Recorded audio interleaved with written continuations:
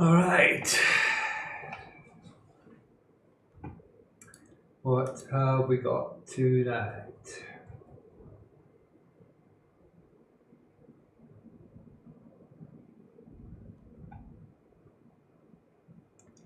All right then. Let's see how this goes this evening.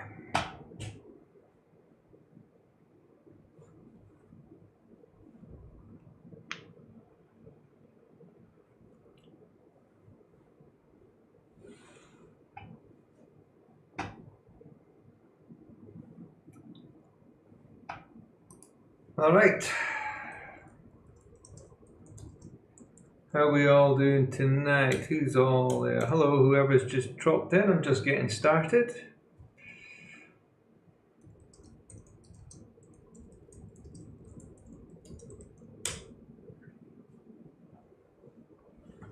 Okay, so hello, there's a couple of people just popped in. Hello there, I'm just getting going. I have no idea how it is going to go.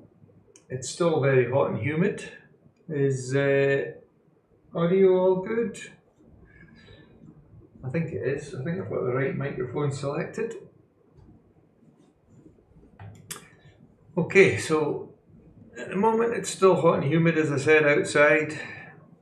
It's 90 degrees, sorry, it's 90% humidity, it's 27 degrees centigrade, and the last few nights the sky's been pretty washed, so I thought I'll fire up the RASA this evening and just see what happens, see what's out there tonight. So here I am in Home Assistant. I haven't fired up any of the equipment. I hope I've got nothing left locked down in the observatory. I've no idea what will connect, what will not connect. So we'll just first up get things going. So I need to turn on the hub for the RASA rig. So the RASA is the one inside the observatory. And then I'll turn on the mount, I'll turn on the camera, I'll turn on the rotator, and turn on the shutter. And I can't even remember if I took the cover. I did the cover off the guidescope a few days ago. Anyway, and now I can turn the power on for the PC, and that will automatically boot the mini PC in the observatory. And we'll wait for the wake on LAN indicator, which is this one here, to tell me the system's up and running. So it automatically boots up when power is restored. And then I can fire up remote desktop and start connecting to Nina. So wake on LAN has just popped up yellow, which tells me that the system's up and running. I've still got all the IR on the cameras, but I'll turn that off later on once I can see everything's going okay. And as you can see, the desk shot, a chair is pushed in. I have once forgot to move the chair when I've left the observatory, and the scope has collided with that at some point. So it's under the table tonight, and looking at the mount. Hi there, welcome back. I see you dropped a comment on my other video this evening, so thank you very much. I can't speak Arabic without a translator, so apologies, I don't know what you've said there. I'd have to go and pull up Google Translate. But anyway, shukran. Thanks for coming. Anyway, I forgot what I was doing. Oh yeah, I wanted to check that there's nothing on the left side of the scope. So here I'm on the top left security camera, and the fan that I have in there as well is out the way, which is good because I've had it collide as well with the scope. So let's just go back to the normal position. Alright, so that's all the equipment powered up. Wake on LAN's running, so we can now fire up a remote desktop session into the machine. And Opal PC rig number 1. Let's see how this goes. Oh, it's opened up on the wrong computer screen. Let me move it over here. Alright, so we're into the PC, and the first thing we're going to do is fire up CPWI.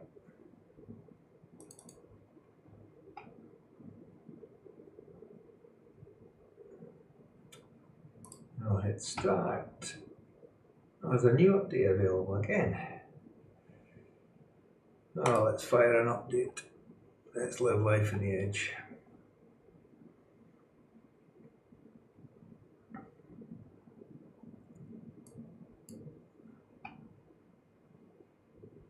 This is probably one of the stupid times I'll probably say, yeah, I can't do it over a remote desktop or something stupid like that. Well, that's what seems to be working. Let's install that update. I wonder what they've changed in it, but never mind.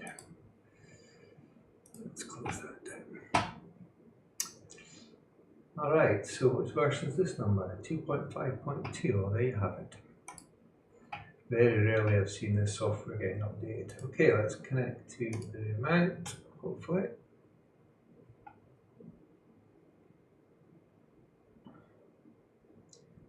It's found the mount.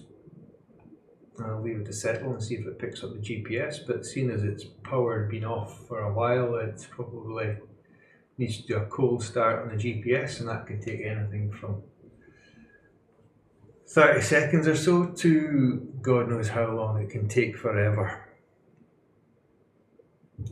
So how's everybody tonight? Anybody else imaging this evening? As I said earlier on, if you were here, or not here I should say, the last few days have been absolutely horrendous with humidity, to the point where you can't even see any of the, well, very few of the stars in the Big Dipper, and around about 20 degrees either side of the zenith, and everything's washed out. So we'll have to wait and see how it goes on here. Hey Craig, how are you doing? Good to see you popping in by. I just got bored, so I thought I'd fire up the RASA tonight. How's things with you back in sunny Scotland? Right, I'll just do a quick align on the, let's turn off the GPS, don't need it. So do a quick align on the mount, and I'll just do the home positions. Now I'll do ready. And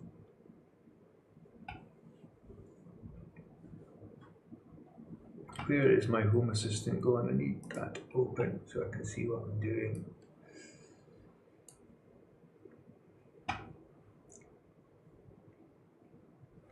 Yeah, so here's the Home Assistant for those that haven't seen it before. So all the equipment in the observatory is powered through here.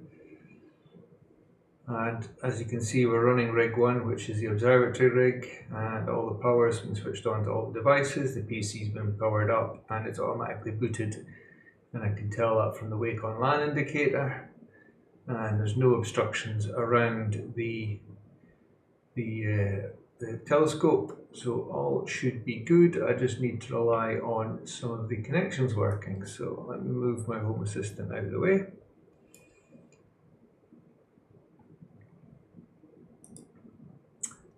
Next, let's fire up Nina. In fact, the first thing we'll do is we'll fire up my SQM meter server, and that's connected okay, which is good. So the sky quality is currently 19.58 magnitudes per arc second squared, so it's almost a normal full darkness. And I'll fire up the server port for that. And that allows the Nina to connect to the USB device over HTTP connection, or TCP connection I should say. And this was a piece of software I wrote to allow me to share the single USB sky quality meter with multiple imaging rigs. So the sky quality meter actually sits outside the observatory at the back corner. and that allows me to get the same information on all the imaging rigs regardless of what is needing them. As I say, it's a USB device, and then I wrote this software and dug out the protocol and came up with this little server which works great. So next I can fire up Nina. I don't think I'll do a Java update just now, and that can usually end in tears, so just need Java. Sorry, I just need Nina.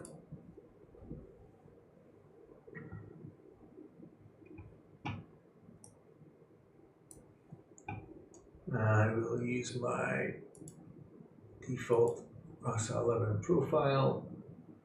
I don't know why I've got two profiles on this rig, because there is only one. Planets can be seen. I think Saturn and Jupiter are usually, or will be visible late in the morning, but it's away on the northwest, I think it is. So I don't think I'll see them until about 3 AM or something like that. I don't know what other planets are visible, but this is the RASA scope, so it's not really suitable for the planets, although the planets will look tiny on this scope. So we'll kick off the camera and get that cooled. Let's see if the sensor temperature works. And yes, it has, that's good. So we can start the cooling down to -5. And we'll leave that to do its thing. Next, I will open the dome, because if the dome doesn't open, that's me screwed. So let's connect up the dome. And it's fired up the ASCOM server for the dome, and now we just need to wait for the shutter to connect. And we'll get that indication from the bit here that says initializing. That will, that's the rotator trying to connect to the shutter. And again, that can be a bit hit and miss. I've not had a lot of reliability with the next dome communications, and I'm actually currently working on a separate project to hopefully resolve that.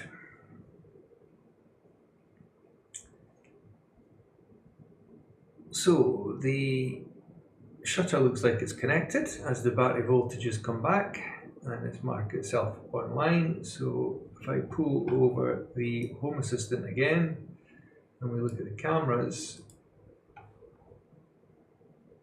we can see, hopefully, where's that gone? Once I press open, we should see the shutter start to move on these two cameras, or these three cameras, the two middle ones and the one on the left. So let me fire the shutter open and switch across to Home Assistant again. And we can see the shutters opening, and the mystery is always how far will it go? And if it doesn't work, then that starts causing problems. So it's opening up so far.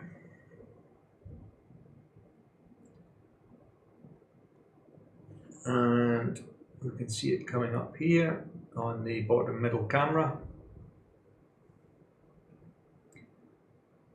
Oh, it's skipping a little bit there, it's just sticky. And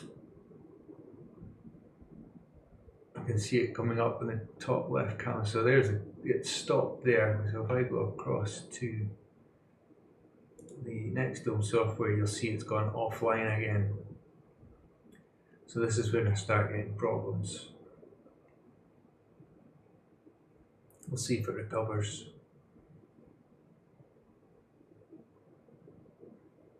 If not, I need to power cycle it and then manually drive it remotely.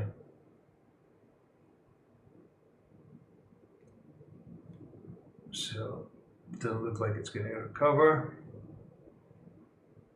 So if I go into Home Assistant again, what I can do is power cycle the shutter just by using this chip that says shutter, and turn the power off to it and back on, and we'll keep an eye, because sometimes it will drive itself closed when the power comes back on. .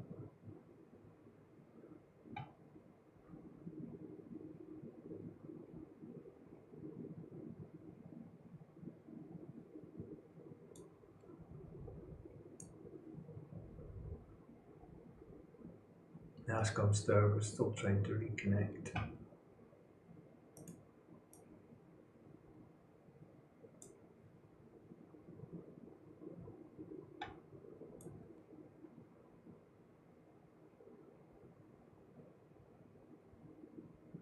This is the worst thing about this system, is this damn connection between the rotator and the shutter.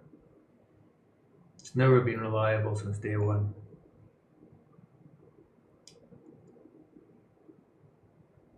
I don't know why it drops out. I don't know if there's interference in the electronics near the rotator motor or the drivers for it or what.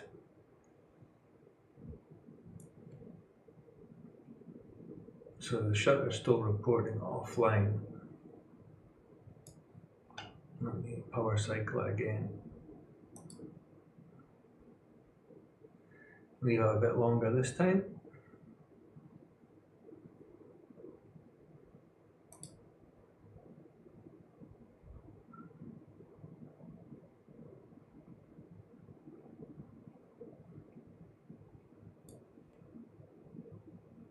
I tried to connect there because it said configuring.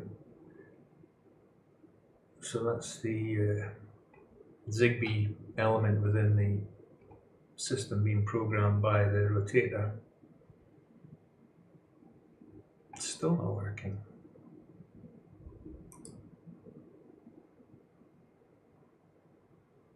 I think I'm going to have to manually do this.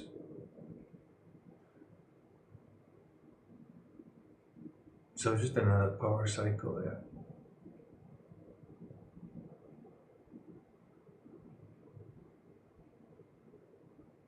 Now, so what I'll do is I'll disconnect the NextDome software from Nina. It's reported a shutter error there. So I'll disconnect the NextDome software. Now if I open up,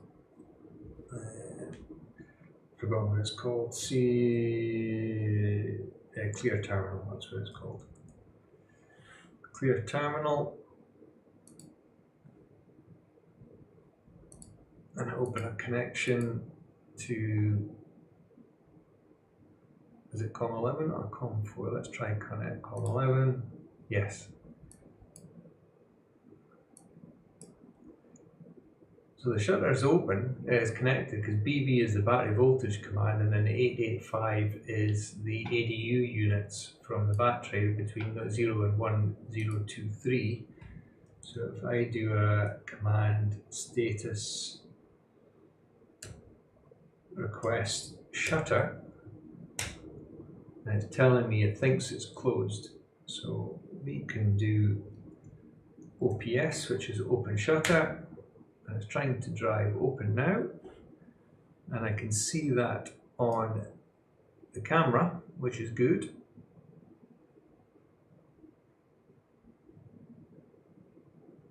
And that looks like the shutter is now fully open. So let me just move this camera, and yeah, I can see it's fully back.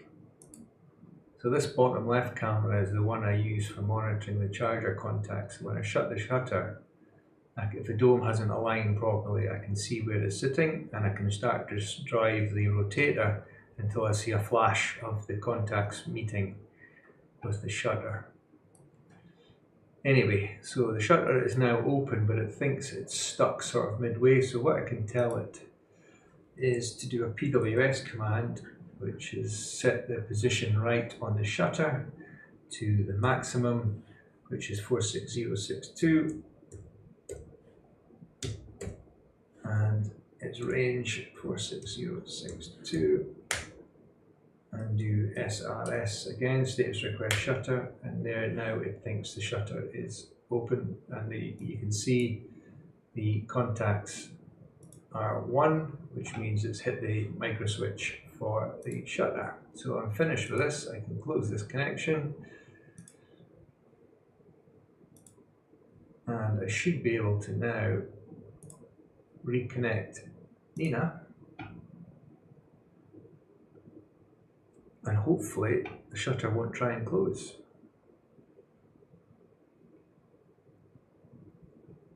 If it does, we can always power it off.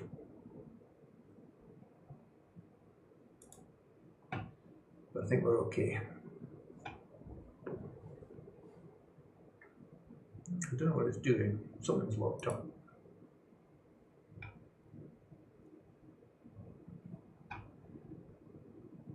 Hey Jace, how are you? I'm sure it's a bit like you, hot and sweaty. The humidity is terrible. Tonight it is so far, it's 90% humidity outside and the temperature is 26.4 degrees. So it'll be interesting to see how the sky looks. Since I got home I haven't had one night of proper imaging. I did have the Edge 11 up when was that? Thursday, we got back Wednesday, Thursday, Saturday night I think. But I gave up with it, or Sunday night, I can't remember. Right, so we've got the dome fixed, so I didn't have to have a trip outside. And oh, it's the wrong window, that's YouTube. Where's my Home Assistant gone? Here we go. So here we can see the shutter's fully open, no obstructions, everything is good. Camera is now cooled to -5, so we can start connecting the rest of the equipment. So we'll connect the focuser, I'll connect the telescope, we can connect the weather, and I don't need to switch. That's the I'm going to connect it anyway. Pegasus Astro control box, which has saved me a few times because you can actually turn it off and on ports individually, and that helps when trying to fix the dodgy sensor reading on the ASI2600 camera I've got. So when the sensor doesn't read, you don't get this temperature reading, which means the cooling function doesn't work. So what I need to do in that instance is I power down the camera and I can shut off the USB port, the USB 3, that effectively kills the camera stone dead, and then power it back up again, and usually the sensor will kick back into life and then I can use the camera again.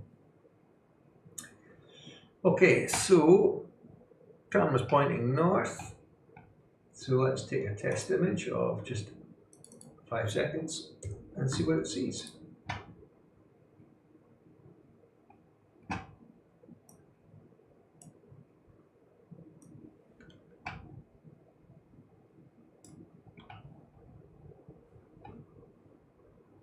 So yeah, we can see how whitened out it is. Normally I've got a circle around the middle, but the whole thing looks pretty washed for 5 seconds. I think I've got the IDAS MBZ UHS filter in here. If not, it's a UVIR one, but I can't remember. It looks, going by the colours, it looks like it could be the IDAS. So anyway, let's see how the focusing is.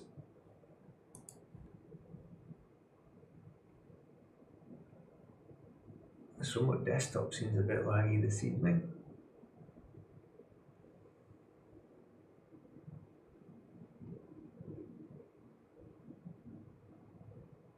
Right, let's run a focus.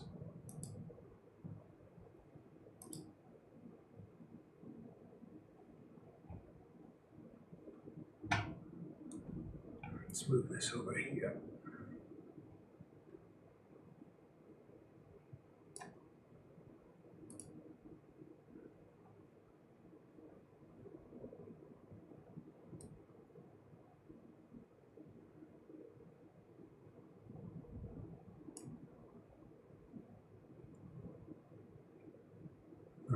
Which window am I on? I've lost the window. I still lost the window. Where have I put it?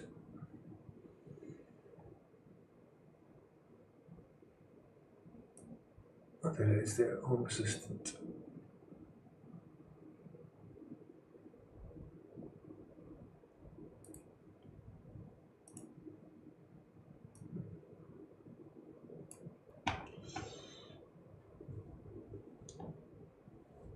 So how's everybody tonight? Who's all on? Jason's obviously there. Craig, I don't know if he's still there.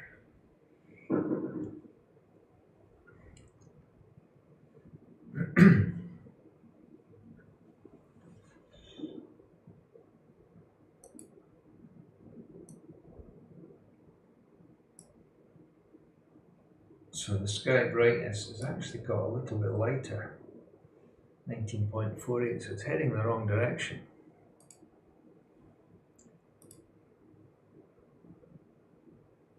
I don't know why this is so laggy tonight.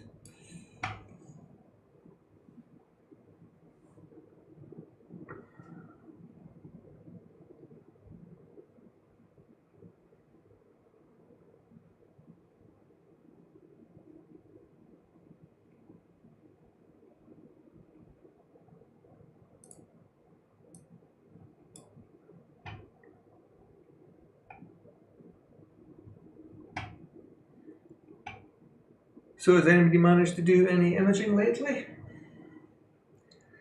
Have you given up for summer again, Jason?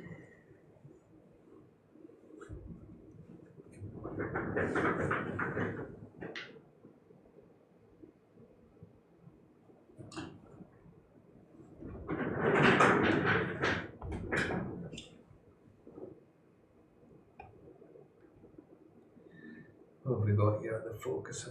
That's not too bad. Haven't managed since June. Well, that is absolutely no use. I don't know if you saw the video I posted earlier, Jason, but I think that was the last image I did in June. That's it. I've got it actually open here from the vid left over from the video. This was the test image I did on the Crescent Nebula region. So this is actually 12 5-minute panels.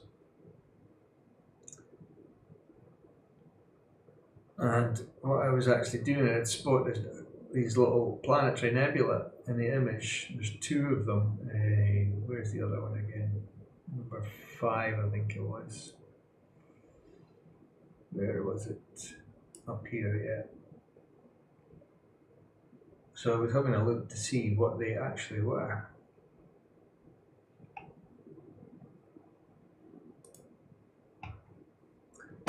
Alright, focus is done. How's my sky graph doing? See, it's pretty flat-lined. It's not getting any better.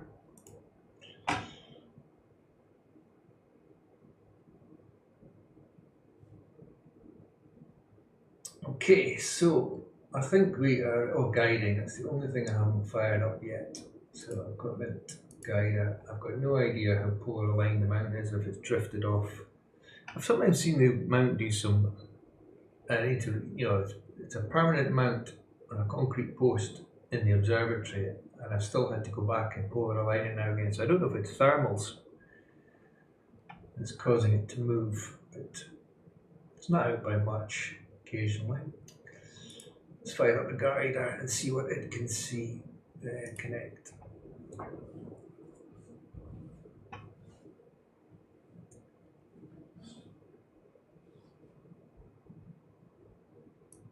Well, at least it can see something.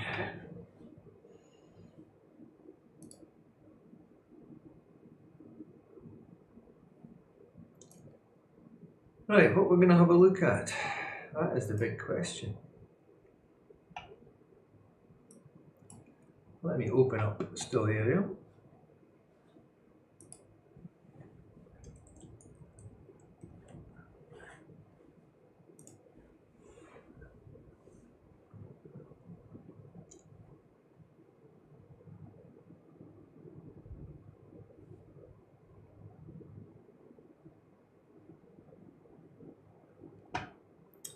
So is the location set right?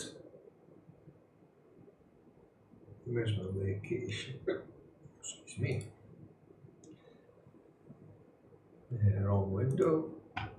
No, I'm not in this one, okay. I was thinking I was on the website for some reason. Right, so let's turn on equatorial, turn on deep sky.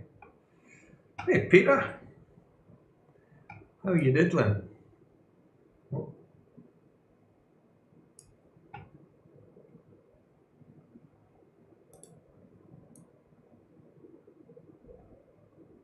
Why isn't my horizon locked? I hate it when it does that.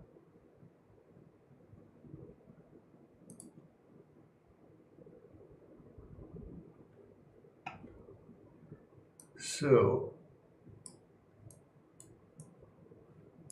what the hell is it playing at? There we go. Got it the right way around now. So if we look to the north, that's where the darkest sky is at the moment and away from the city lights. So there's where the Perseid meteor shower is, but we're on the RASA.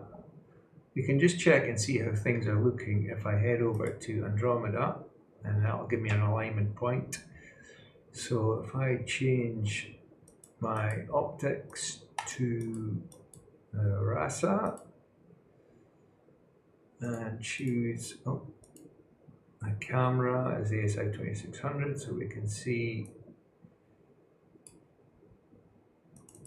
Let's go to Andromeda.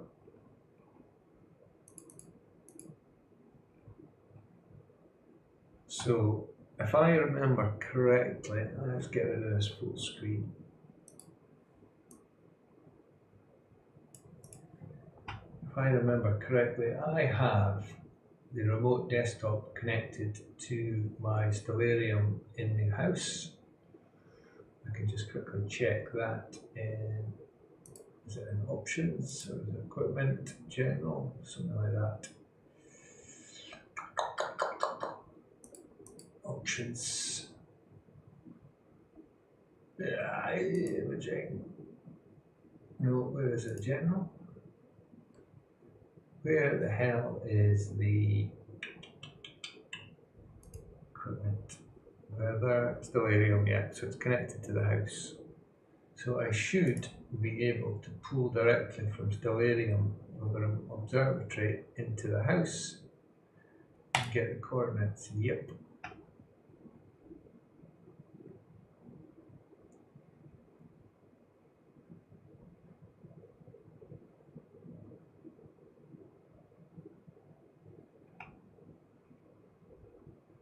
And let me do a slew and center.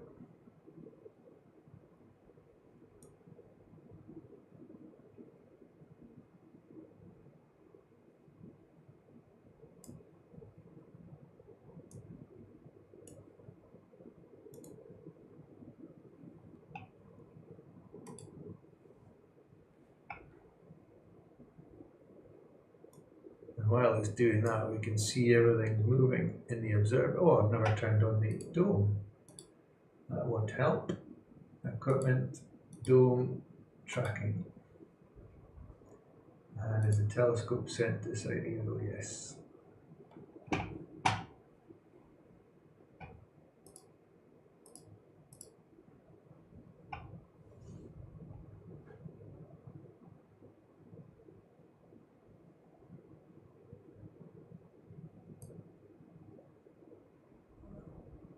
That doesn't look right. What's not moved? The dome's not moved. Why is the dome not moved?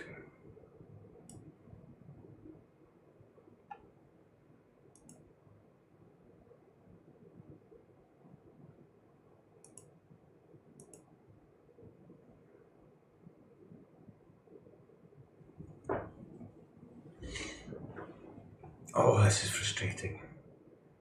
You can clearly see the dome's not lined up properly. The dome hasn't shifted at all. I think the next dome software is frozen.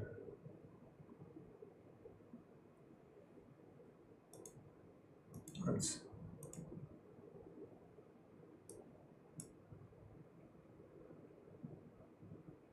this updating?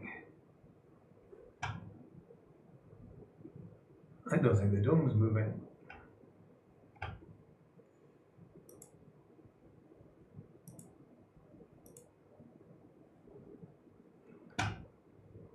Well, that's a bloody nuisance. Why is the dome not moving?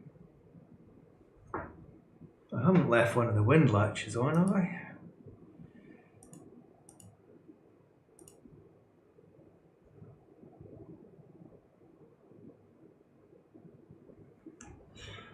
Oh dear me. Dome.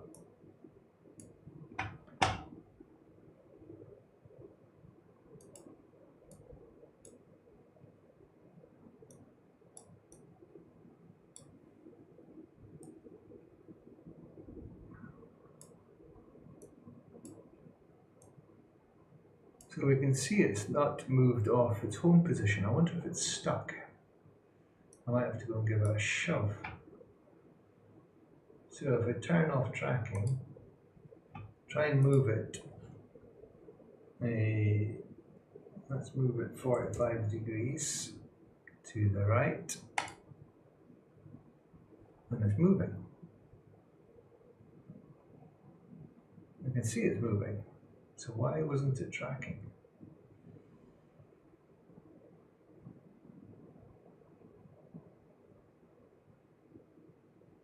Hello, the Glam Life with Mariam.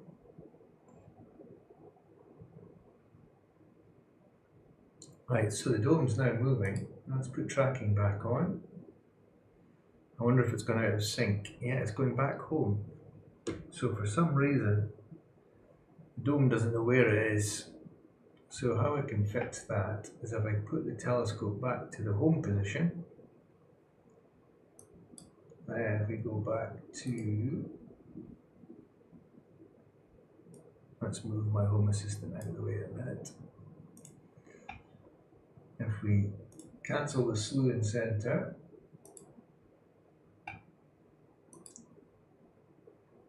and we go back to the telescope tab and do telescope home,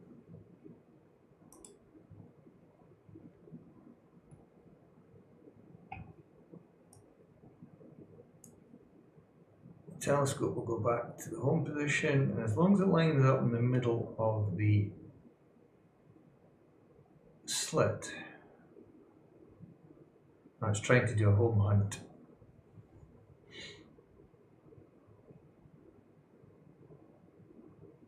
There we go, yeah, the dome's out of sync with the telescope again. It thinks it's at 20, what's that doing now? 17, 9.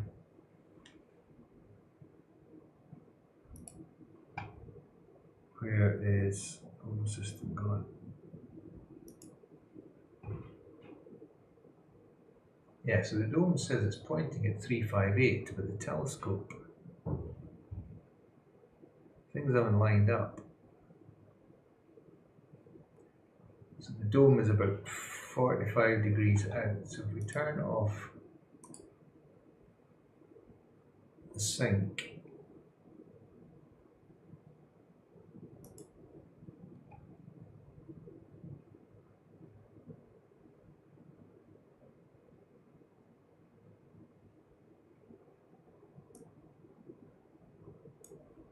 and we're about another 15 degrees to go.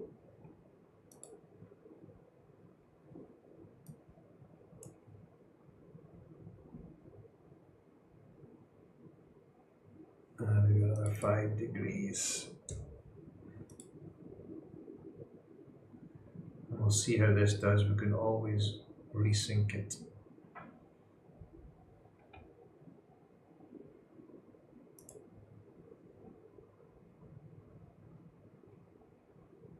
Another couple of degrees.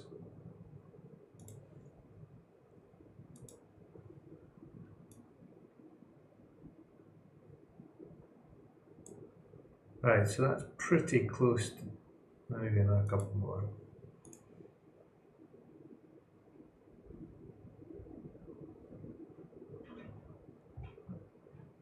Right, so we know the slit is approximately pointing to the north, as is the telescope. So you can see the software thinks it's pointing at 70 degrees, so I can hit sync.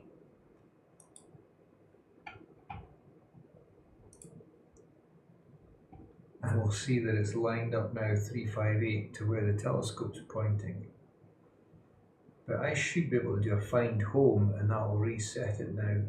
And what I'll do is it rotates the the dome until it finds the home sensor, and then it gets its known position. So we'll do that just to make sure everything's good.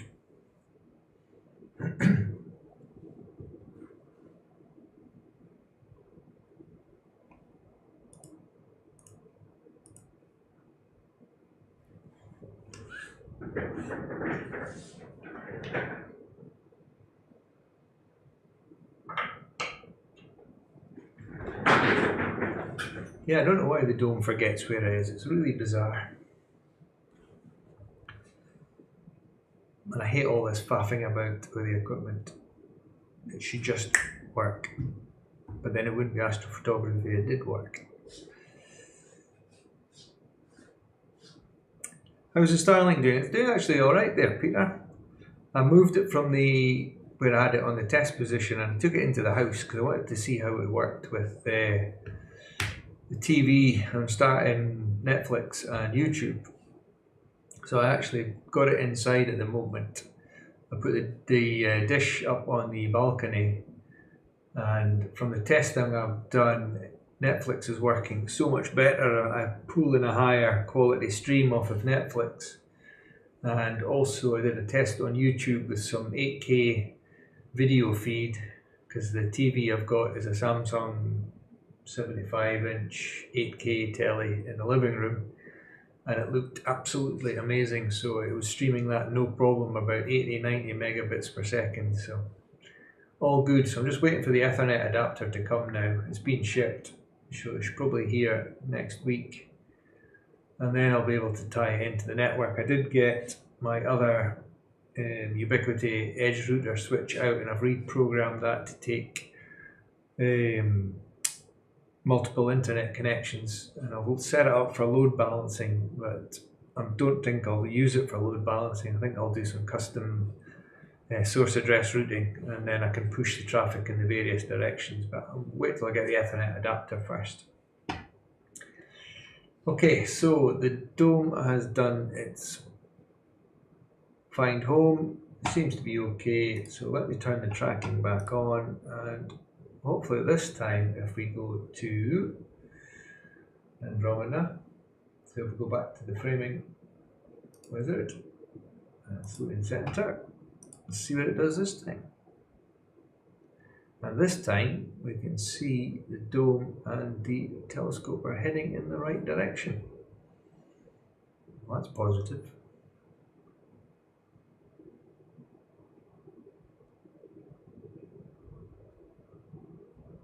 The only problem I've had with it, Peter, is I can't get my monthly payments to be accepted on the billing website for Starlink.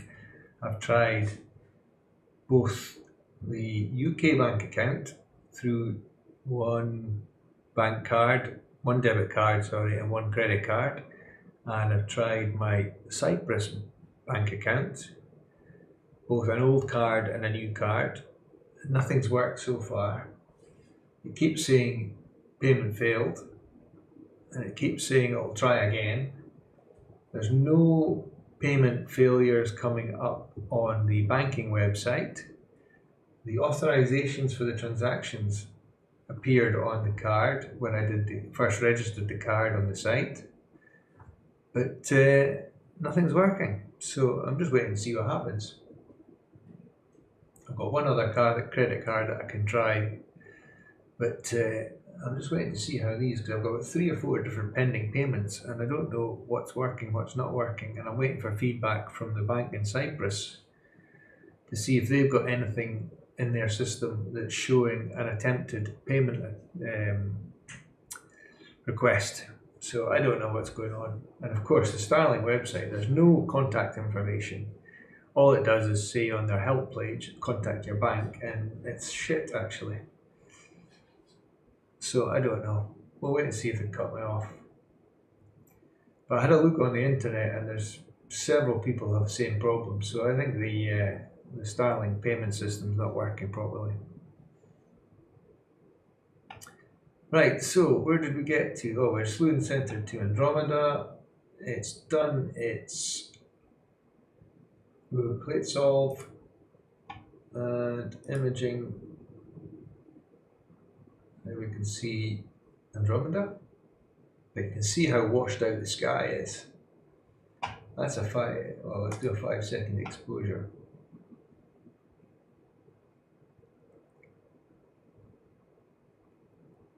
I'm wondering if it's, have I got condensation maybe on the optics? I hope not, because I haven't got a dew heater on this scope. I shouldn't have condensation in the observatory.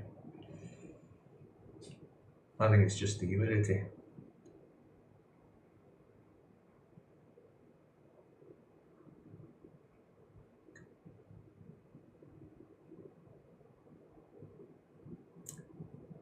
So that was a 5-second exposure of Andromeda.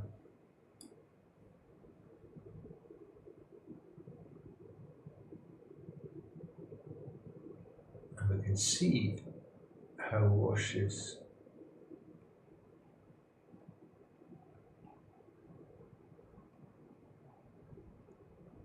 What's the humidity doing?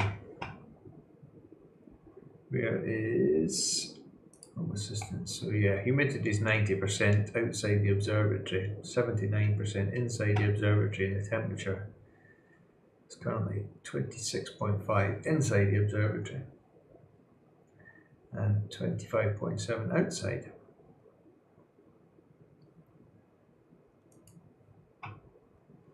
Right, let's find another target now that we know everything is working.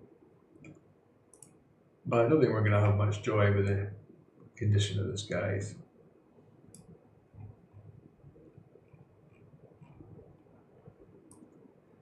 This is the same problems I've been seeing every night.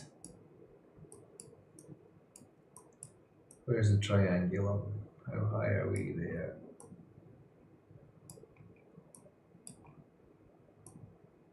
Let's try.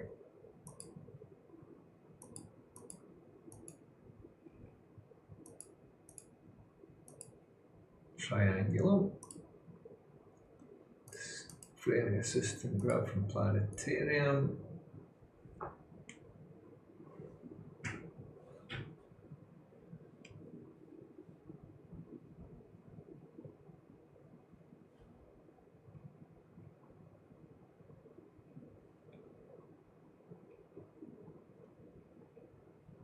So has anybody else been up to anything?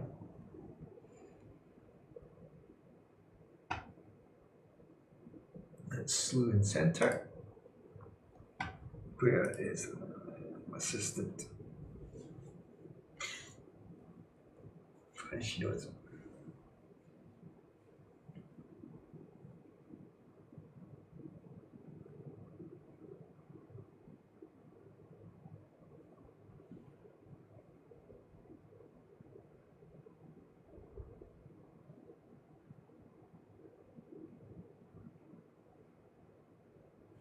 Let me turn off the IR cameras in the observatory.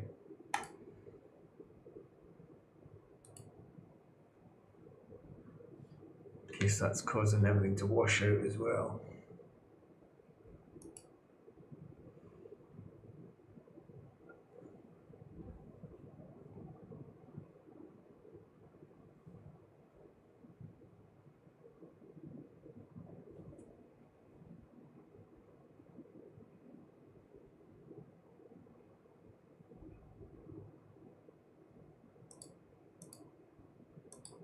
Try again.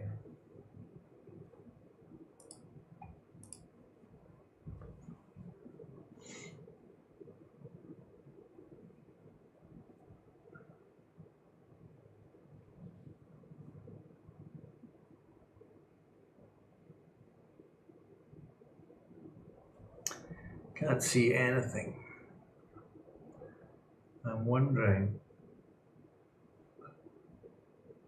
if we are quite low with the scope. Could be in the bushes.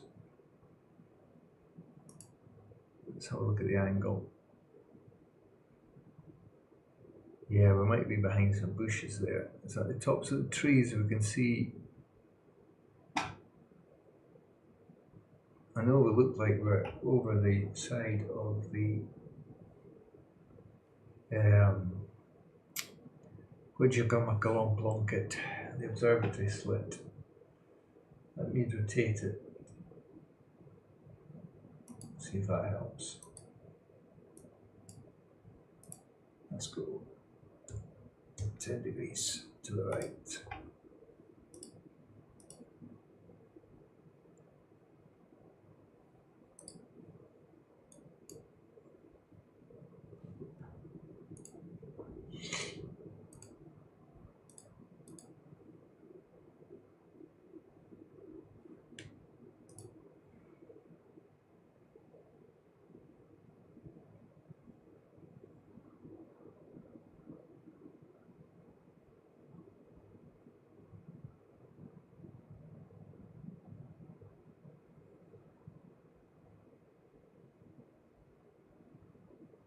I think we're behind the bushes. Ah. Oh, dearie me.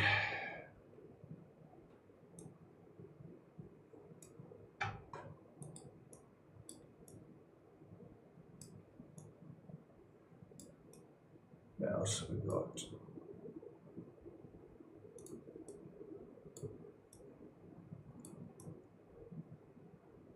Let's go up a bit to the Heart Nebula.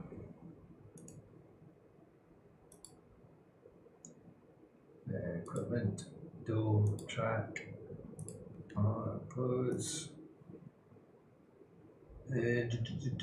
framing, planetarium.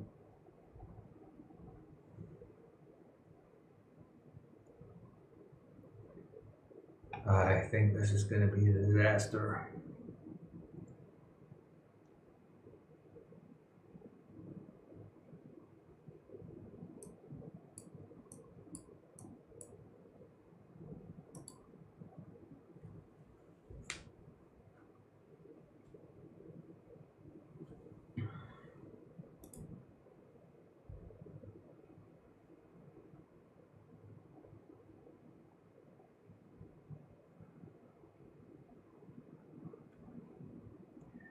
I still think we're buying trees there. Or maybe I have to try something higher. Oh no, we've got something. It's quite solved. We're only at 411 pixels out on the RA. Let's turn this camera's off.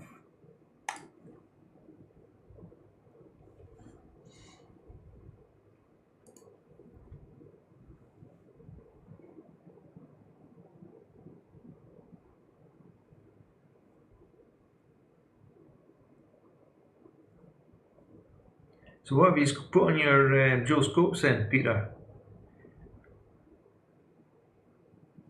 Is it two side-by-sides in terms of two imaging scopes, or have you got a side-by-side imaging and guide, or have you got the two imaging and a guide?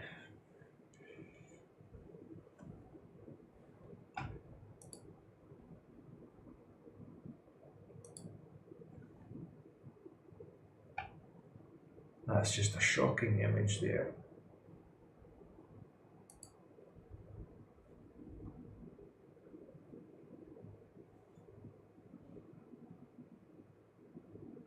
That's just how bright it is. What's the sky quality? It's 19.72, so it's recovered a bit, but it's still hell of a washed out.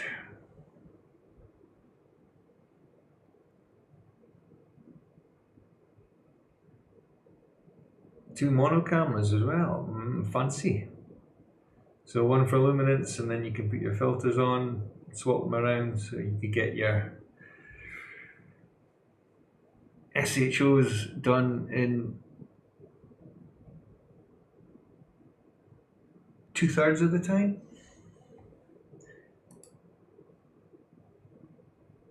Or if you're doing L as well. Right, I am going to turn the gain down.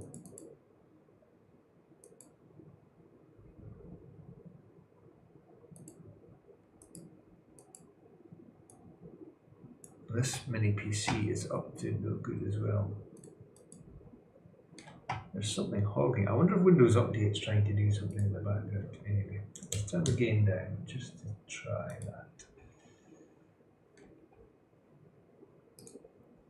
Task Manager. Let's see what's running. Nina's using 2.5 gigabytes of RAM. PhD's running. Task Manager. There's nothing else hogging resources. Oh, it's maybe too warm.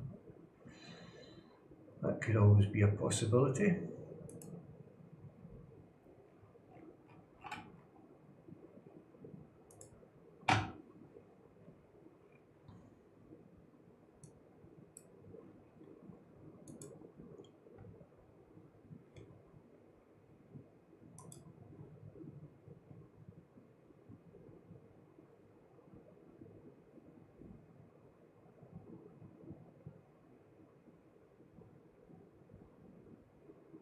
Let's see, is Windows Update doing something? I don't know why it's so slow. Sluggish.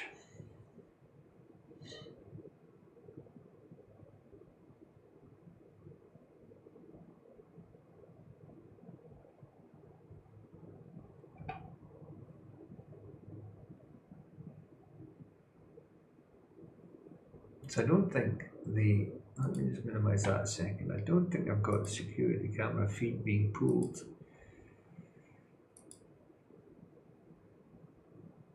That's turned off. I had the Agent UI software running and that was always background pulling a stream, but so that's stopped. See, even Windows is just playing silly buggers.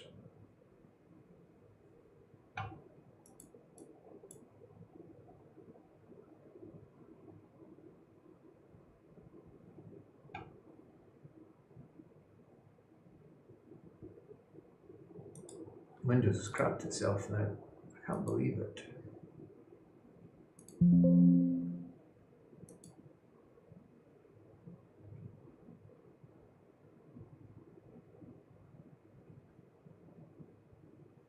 Available bandwidth greater than 236 megabits. Round trip delays 1 millisecond. There's no reason for it to be. See, Windows is dead.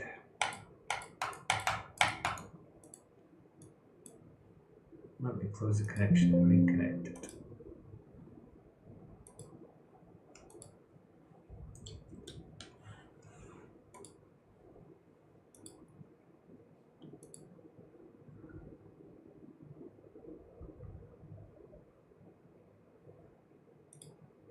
There we go.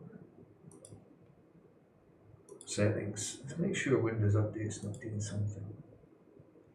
No, it's not downloading anything. Right, so I turned the game down.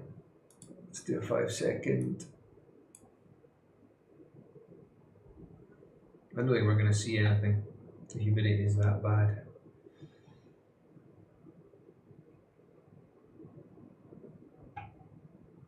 I suppose the guiding won't even work well tonight. Let's start the guiding and see what it does.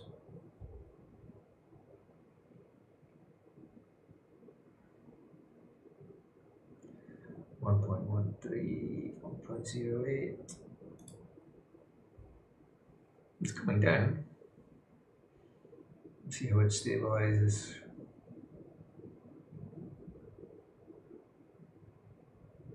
I see Fox. Yeah, that's what I was thinking it could be. After all, it's 20 odd degrees inside the observatory. What is the temperature of the machine?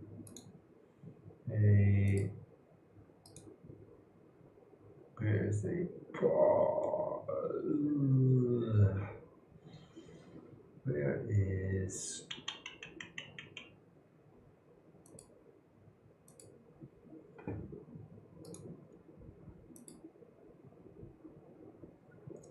I thought it gave you a temperature somewhere.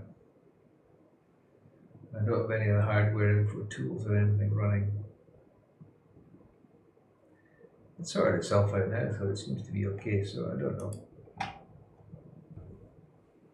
It's a Minis Forum UM690 is the PC that's running.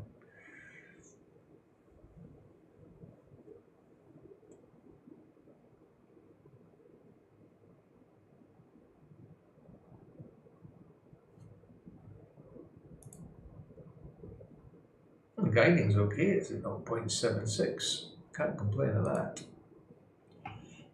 Right, so that was a 5-second exposure of the Heart Nebula, but you can see how washed out it is, so I reckon if I do anything longer, let's try a 30, but I think it'll just go white.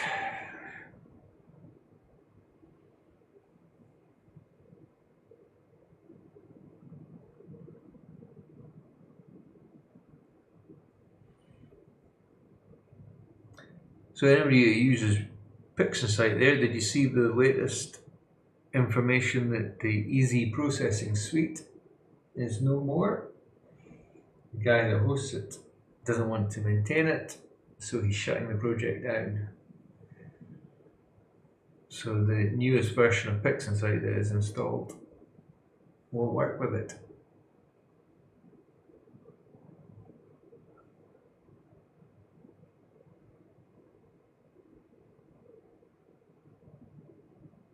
Right, so that was a 30-second. You just start to see the nebulosity. I don't understand why this is just so. The only thing I can think of is condensation, but it shouldn't be. I never get it inside the observatory.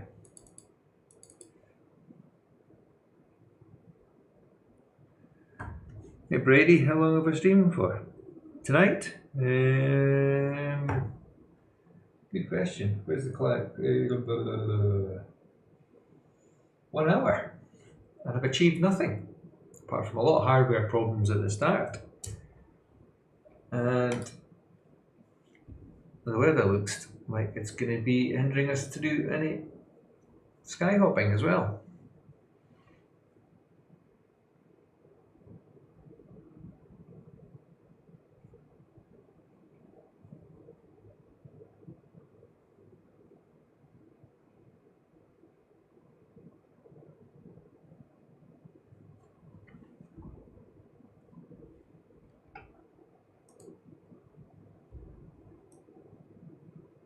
Let's to outside cameras.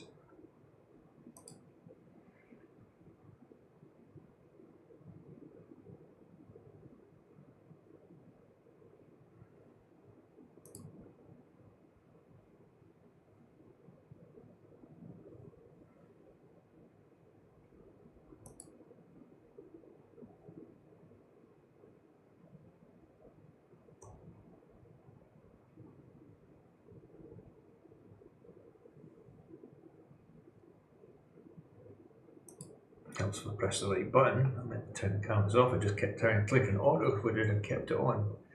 Oh, muppet. So with the one rig running in the observatory, we are drawing, what's that say, 120 watts off the battery. So for those that are new here, the whole observatory is run off solar power.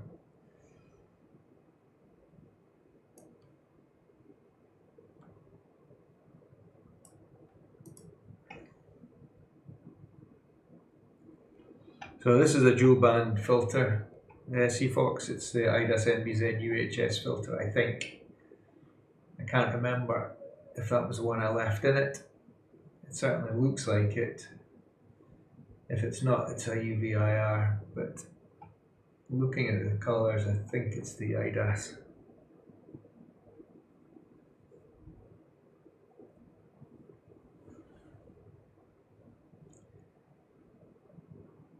But yeah, that's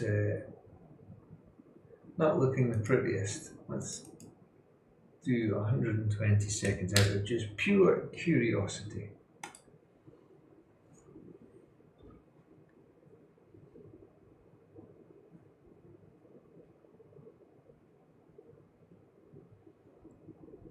Guiding's at 0.88 arc seconds, which is surprising. I would have thought they would have not been happy this evening, but it's stable out quite well, all things considered.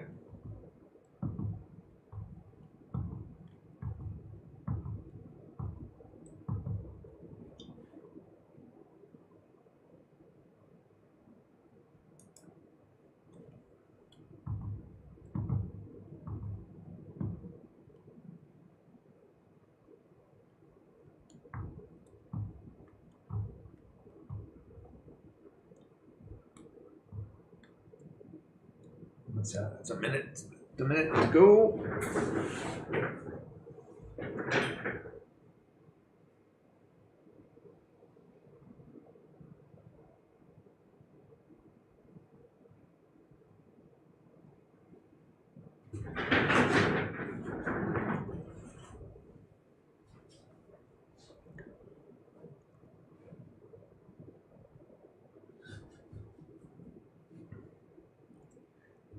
What have we got? 5 seconds.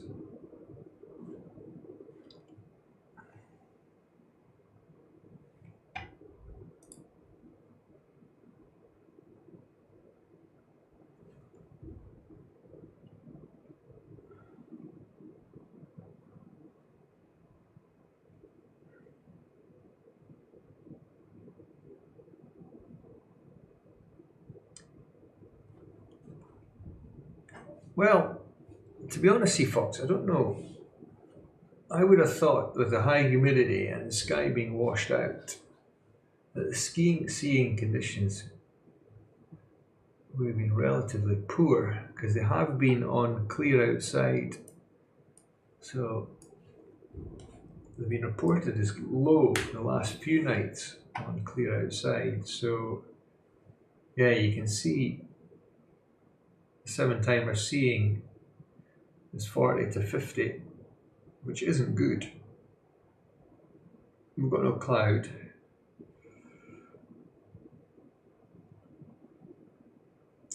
Yeah, temperature's red, feels like red as expected. And I think there is some slight dust in the air as well, so if I go to windy,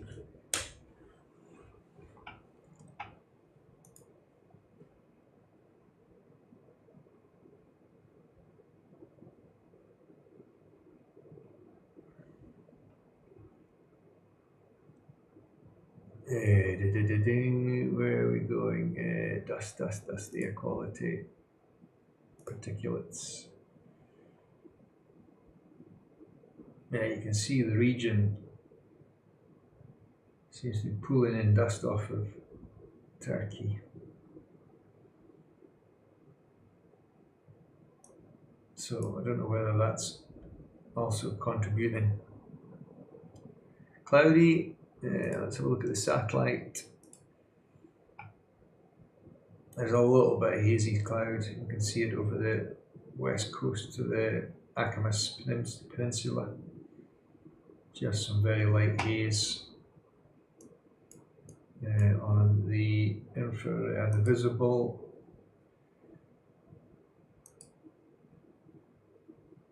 Let's let it load.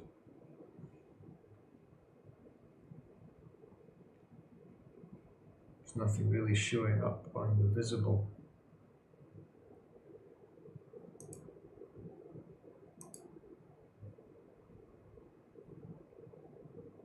So there's not really a lot of cloud. I think it's just a high level haze. You can see a little bit here that's sort of drifting in over the coastline. So I'm just next to Paphos.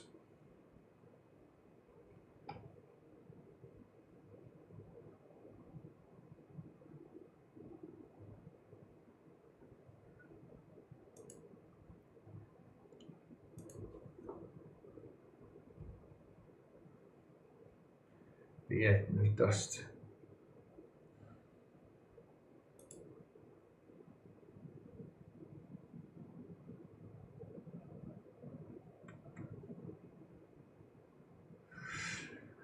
Yeah.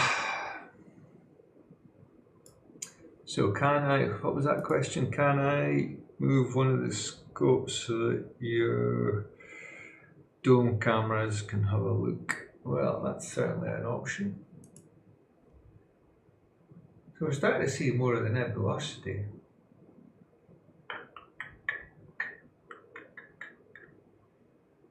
You don't normally get this huge black region in the middle. Normally I've just got this ring. Let me see if I can find some old examples. So let me find that observatory data, images, crescent nebula. So let me pull up one of the raw subs from the 5 minutes back in June.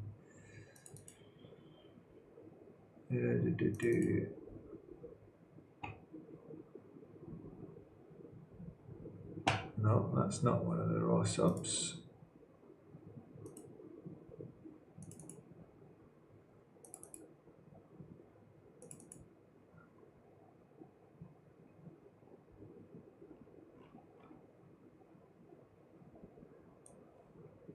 So that's a 5 minute sub.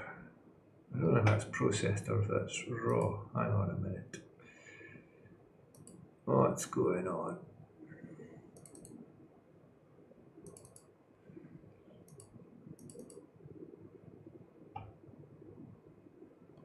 No, that is a raw sub. That's what a normal sub looks like. Even though that looks pretty good, there's normally a circle. Let me see if I can get another one.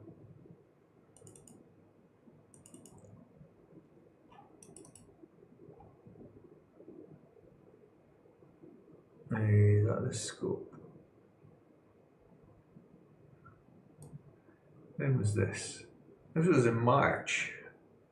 And that's more typical. It's a 2 minute sub.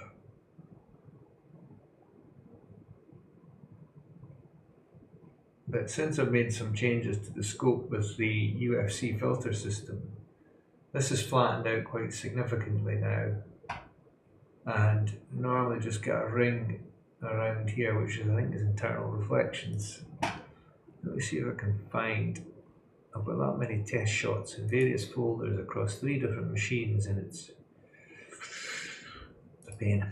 So 20th of June, which one's that? 20 seconds.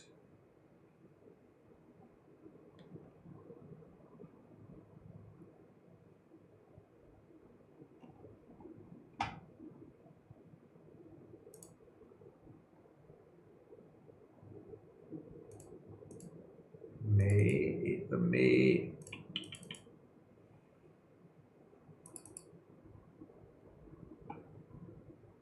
Here we go, that's a bit better. So here we can see this is back in May. This was, I think, after the UFC filter system was fitted and the tilt plate was installed subsequently. And you can see the blackened edge that we had in that previous image is pretty much almost gone. It's just restricted to the far corners. But we can see this circle that appears around here. Now this is only a 60-second exposure, so it's not as prominent. But that's what I normally see. Not that. So I wonder, is there something going on with the auto stretch? No.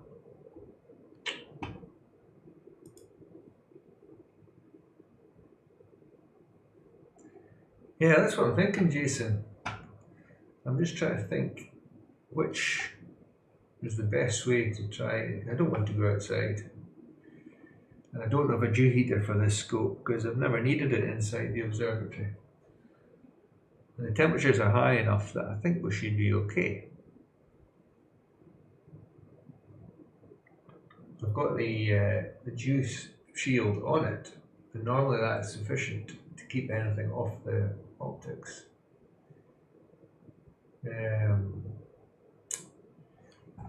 I wonder, let me pull up my cameras. So let's turn on the IR so I know where I'm looking. So I wonder if I don't know if I've got a high enough camera.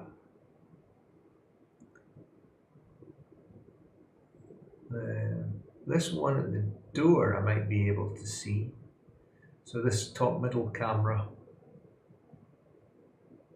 if I slew the scope to the west side of here, is it? And then flip it to south,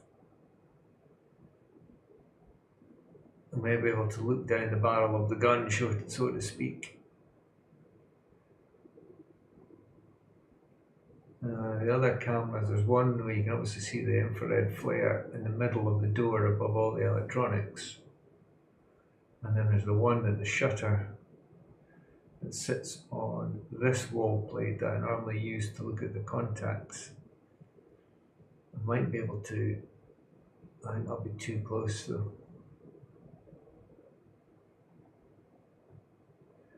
What camera do you use to take the photos?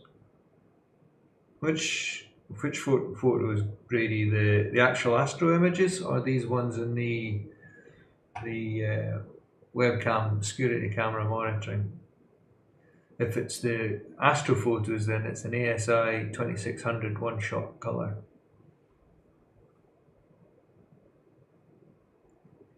Or maybe on the IDA. It's that close to the corrector plate, Jason, that I wouldn't have thought we would have had dew only on the filter. I could turn on the dew, in fact, on the camera. Mind you, I've cooled the camera. So that's maybe been a contributor. Let's turn on the dew heater on the optics of the camera and watch what happens. I could always go outside and have a look, but that defeats the purpose of doing remote.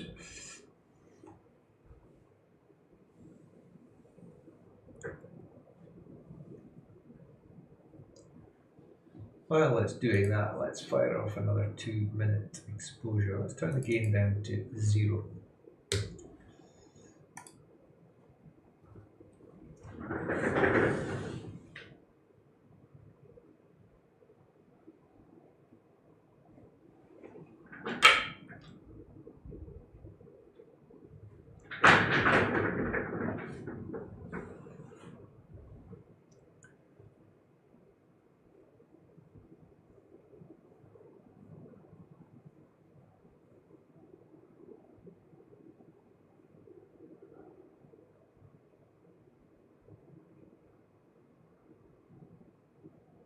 Quite need to science the solution, yeah. Science wins.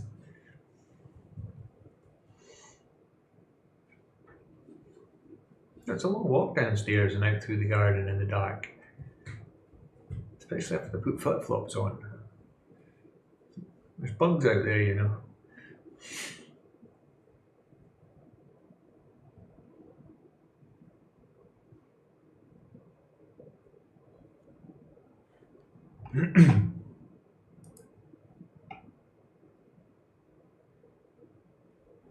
Where are we? 1 minute and 15 seconds in.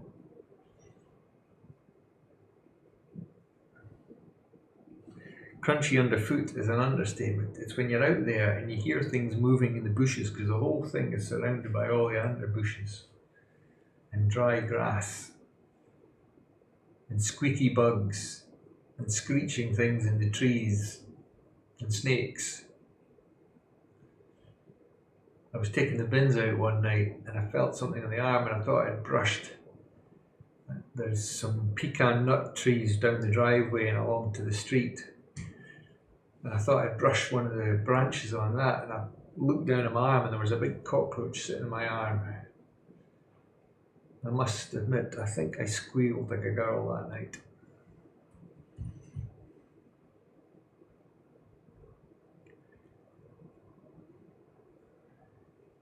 How long have you been doing this for? The hobby, Brady? Is that what you mean? If that is what your question is meaning, then I started in March 2020, February 2020. but I work overseas, so I'm only home for a month at a time, and then I'm away for a month at a time, so that rules out half that time in terms of opportunity. And then you factor in the weather, factor in equipment failures, and it's probably been about 10 minutes.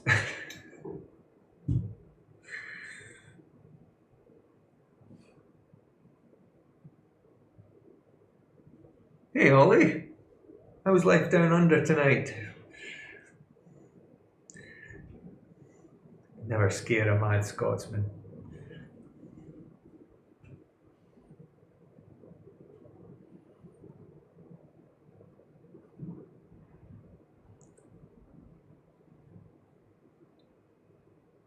Right, I think I'm going to go and venture down to the observatory and have a look myself at the optics. In fact, where's the camera pointing? I've lost my home assistant.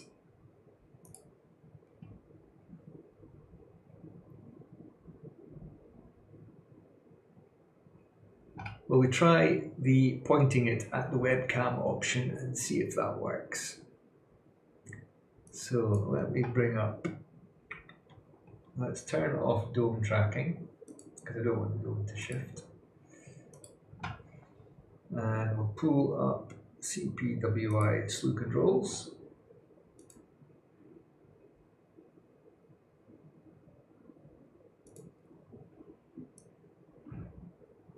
And we'll window this so I can see the cameras at the same time. And they are going to try and get this top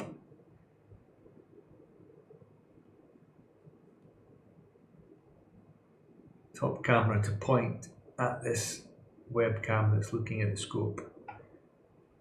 Have I considered doing full remote operation whilst away? I would love to be able to do that, but the internet connection is one bottleneck, and then the reliability of this shutter is another issue. So if it did open for whatever reason and then it failed to close, then trying to explain to the wife how to connect in through a serial connection and issue commands to try and fix it would be a bit of a nightmare. Right, so let me switch this camera to the door. So here in the top left camera view is the IR sensor for the middle camera.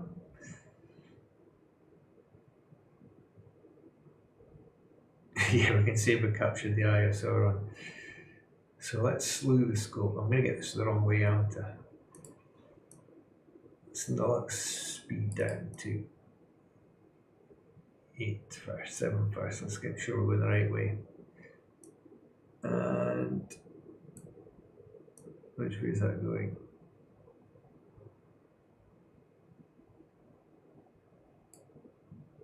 It's too slow. Oh, there we go. Right, so I want to go the other way. So if you look at the top middle security camera,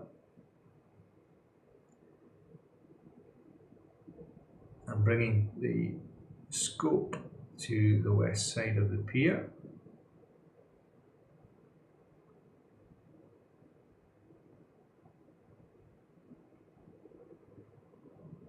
Would I recommend astrophotography as a hobby? Of course. Although it can be very frustrating, very easy to fall down the rabbit hole of spend money, but it certainly kept me occupied for the last couple of years when I've been at home. Obviously I built all the observatory, built all the solar system for the observatory, done all the streaming system. So yeah, now we're going to, this is where I'll end up getting a cable snag or something like that, and something will disconnect. I'll have no choice but to go to the observatory. We're coming over. I can see cables moving. I hope they don't catch on something.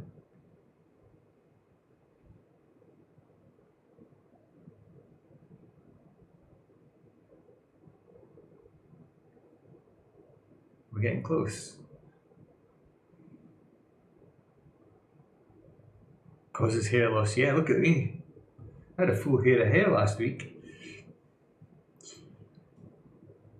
Oh, we're getting there.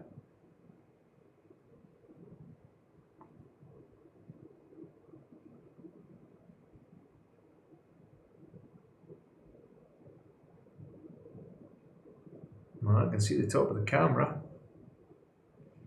Now we just need to work out. Stop. There we go.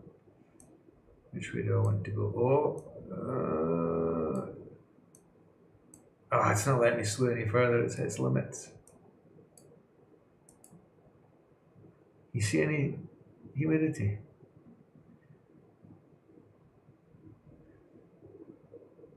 Right, let's flick it back home again and see if we can get it on the other camera.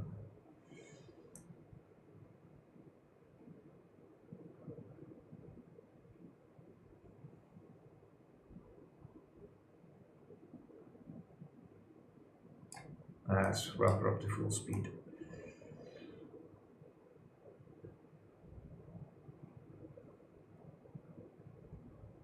So now we are looking for it to appear. Let me move.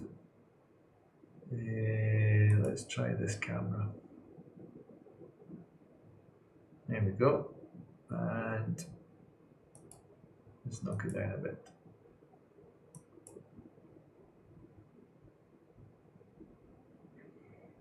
I forgot which way I was moving. Yeah, that way.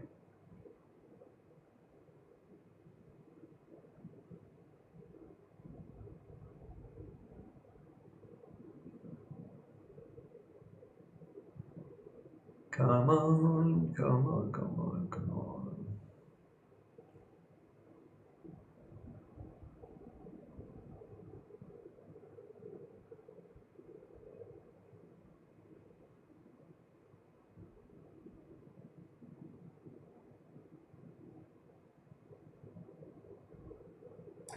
Right, let's not go too far.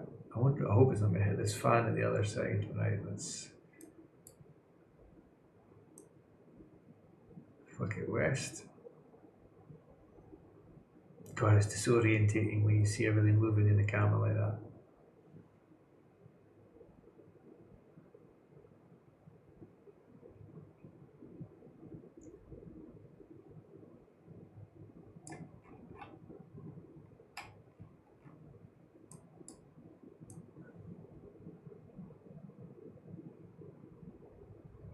Oh, there's Neptune.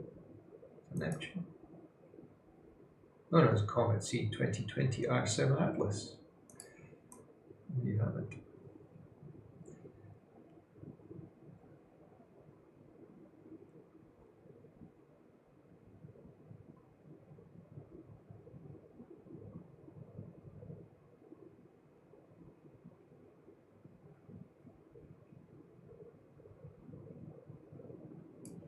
I think the angles are going to be wrong.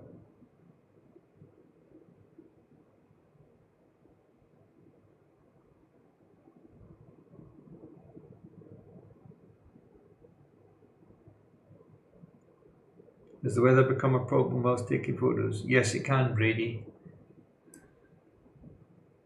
There's all sorts of different things that can affect it. So obviously climatic conditions, like we're seeing tonight with the humidity. Then we've also got, if I'm getting dust coming up from the Middle East, being so close to there, so I'm on the island of Cyprus, which is at the Eastern Mediterranean, sort of halfway between Egypt and Turkey, and off to my east is Syria. So yeah, we get dust blowing up from the deserts. Then we've also got the jet streams. They can cause poor seeing conditions. Oh, have I gone too far? Where's that camera pointing? Come around, I want you to come round. Here we go, come round, you can do it, camera.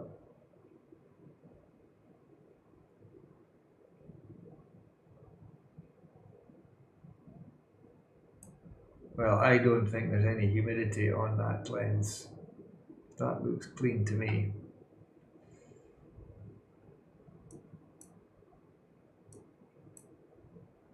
I don't see anything that would suggest in that optics there is condensation on there. Is there? What do you think?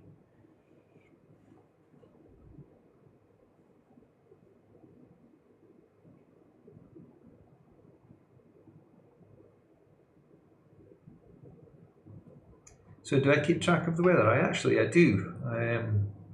I use so for general forecasting, I use windy.com. So that gives me all the conditions. So I've got all the weather radar, the satellite imagery, so I can see where all the cloud banks are. And you can see, so if at the moment I've got the infrared satellite selected, and if I hit play, you can see where the clouds are moving. So I'm just off Paphos here, so I can see when cloud banks are moving in through.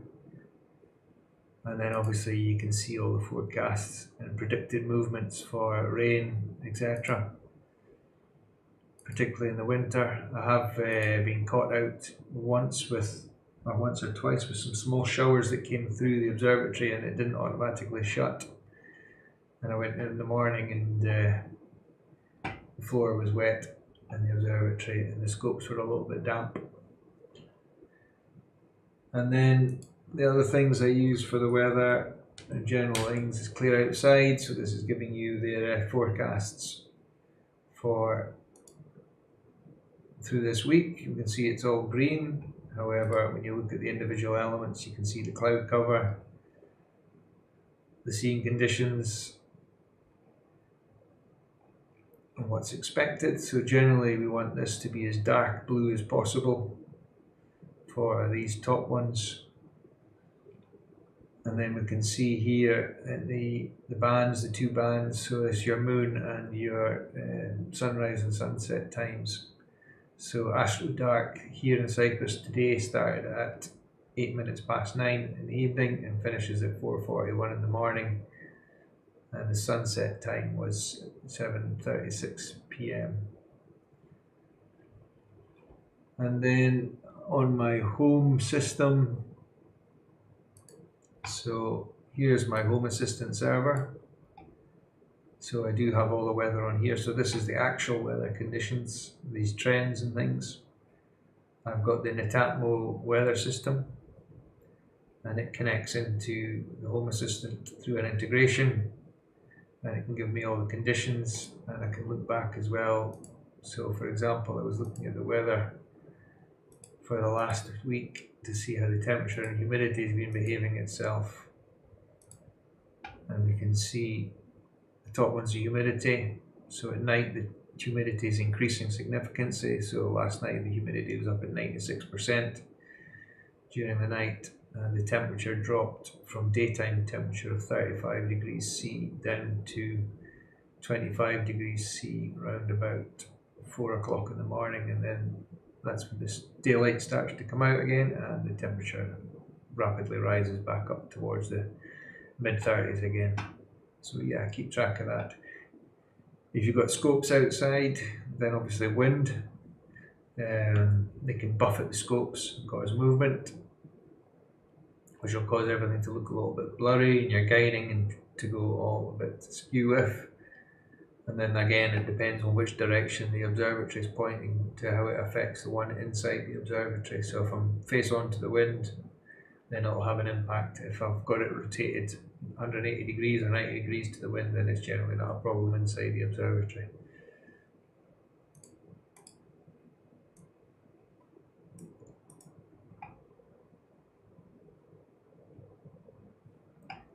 Do I have a real-time viewpoint calculator? I don't, but I did see it on, where did I see it? Was it on Clear Outside? Yeah, Clear Outside, the dew point's 21 degrees C.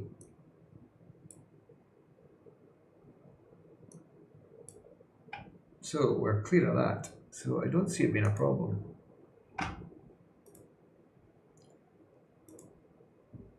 But yeah, looking down the barrel of the gun there, I don't see anything that would suggest there's humidity on that scope.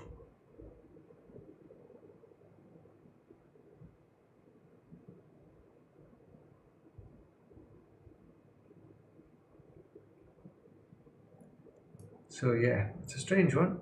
I put it down to the weather conditions and probably a very high level haze. It's screwing up everything. Right, where's my... Let's put the telescope back to... Get everything back to the normal, so just send it home and we can see it will rapidly shoot off back to the home position.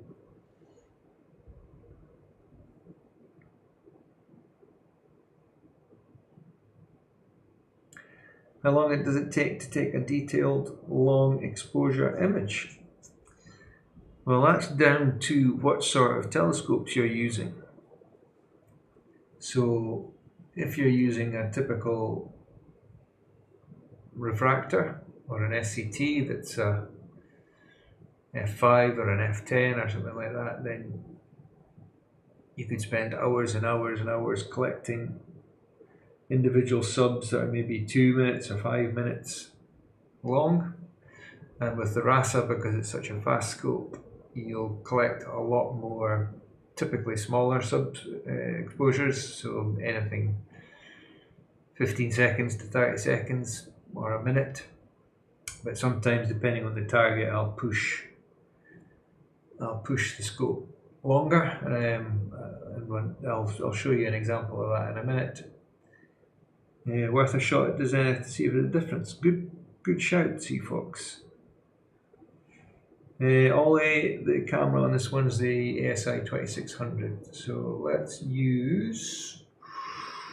I can use Nina's flat tool to point to zenith. I've lost. Alright, mode desktop. Let's minimize that.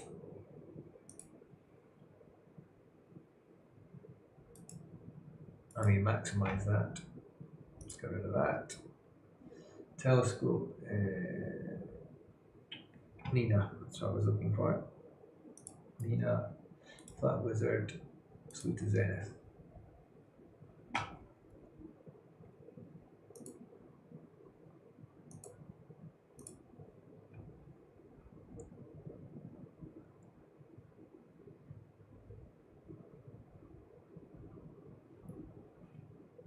Oh, I better turn on tracking so it points the right way.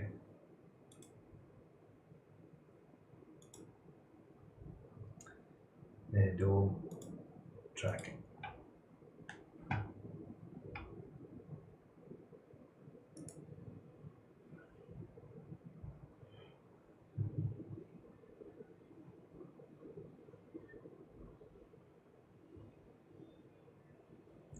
Right, there we are at zenith, and let's go back to Nina and imaging.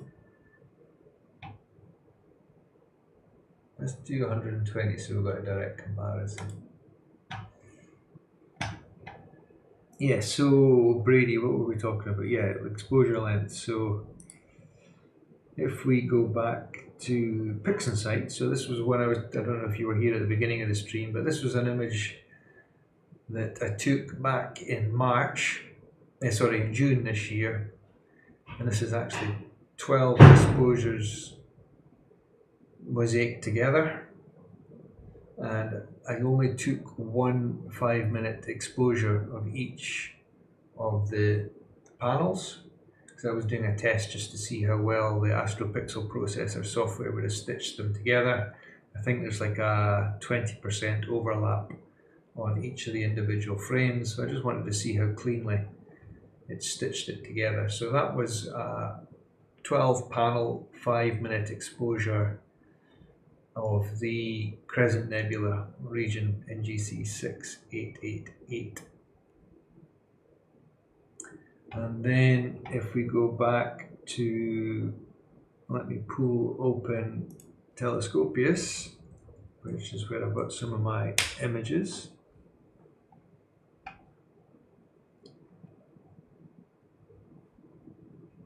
And in here, you can see some of the ones that I've taken. So if you go to telescopius.com, profile, Dave-Hold, you can see this one here of the Crescent Nebula. This was a single 10-minute exposure of the same region, although you can see it's oversaturated the stars, but it certainly pulled out all the background on it. And then this is the Rosette Nebula. So this was 106 5-minute exposures.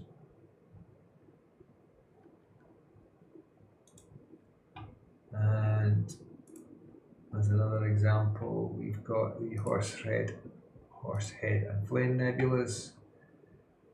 And that was, what was that one? That was 240 60-second exposures. So as you see, different targets, different exposure lengths, different processing. And these were all with the RASA scope.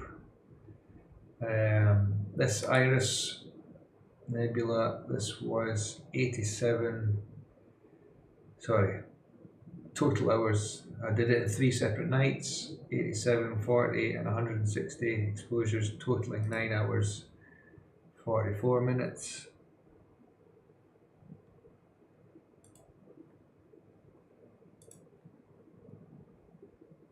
And then we've got some galaxies that I've done.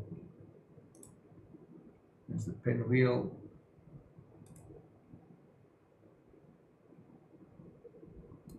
Guiding was slightly out that night, and you can see I've got a couple of spikes on the scope because it wasn't behaving itself. So that was 3 hours of exposures. But I'll pop that link into the chat and you can have a look at them. You can click on them and it tells you how many subs are in each of the images. And then we've got some other moonshots and galaxies, but I'm still learning processing. That is not my strong point at all. Right, anyway, let's go back to Nina and see, oh, what's going on. Of course, we're pointing at zenith and I didn't track them out. So we've got a star trail. That came out quite well, actually. That's maybe an idea. We'll point it to the North Star and do a star trail. I like how that's come out. It's like a bit of bamboo fencing. Didn't expect that. Let's turn on tracking and guiding. Where am I going? Equipment. Telescope.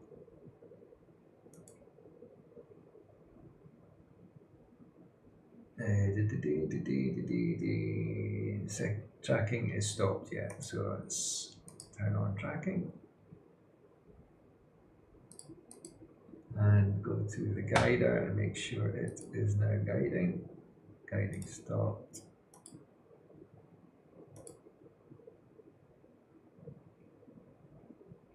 Are we guiding? Are we guiding? Are we guiding? Yep, we're guiding. 1.07 arc seconds. Go back to imaging and let's do a quick 5 seconds first just to make sure it's clear.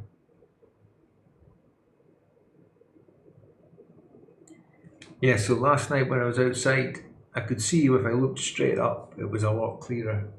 But if I look anywhere out with, say, 30 degrees east and west, or north and south, however, you could see is significantly different. But yeah, that's a much cleaner image looking straight up. So I'm putting it down to atmospheric conditions, high humidity, trying to shoot through it. So that's how it should look. I wonder if there's any targets up at the zenith we can image.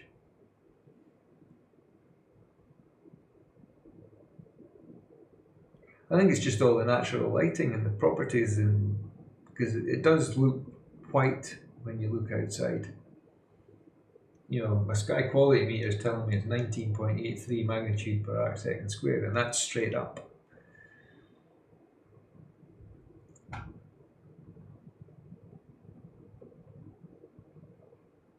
Crescent. Is it pointing up? Where's stellarium gone?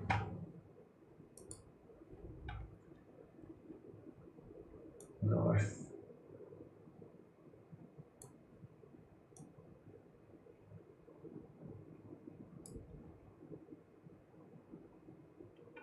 Let's have a look at framing assistant. Sky Atlas, sorry.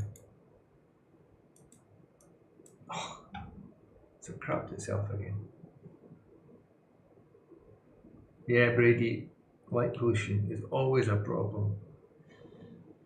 You can obviously sort a lot of the issues with moving to narrowband filters and things like that. I'm fortunate that I've not got major cities that are too close, so we're Bortle 5, something like that, low 6, and that's what the sky quality meter is telling me. See, this connection's gone all funny again. I'm going to close and restart it. That seems to help.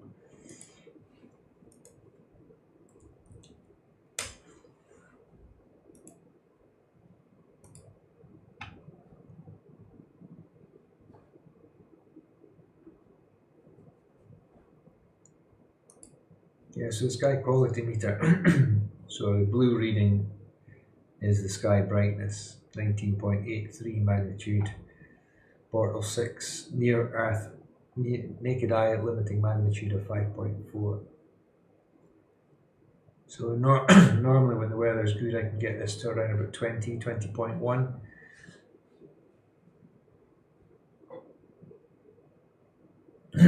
Right, framing assistant search. I can do coordinates. I thought you could search by altitude.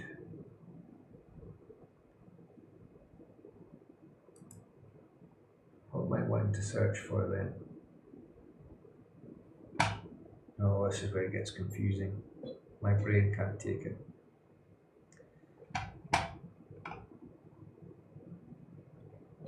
No, there's no neighbour security lights. Even the street lights are quite a bit away. It's definitely the humidity.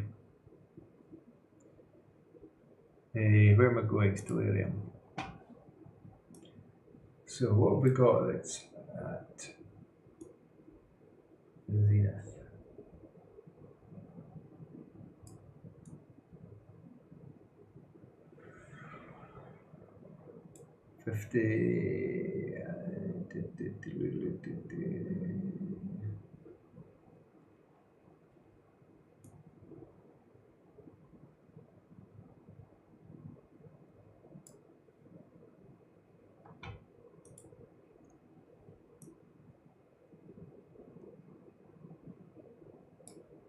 The Cygnus star cloud.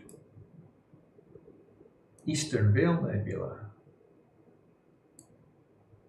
We could head over there. C33, will we give it a bash?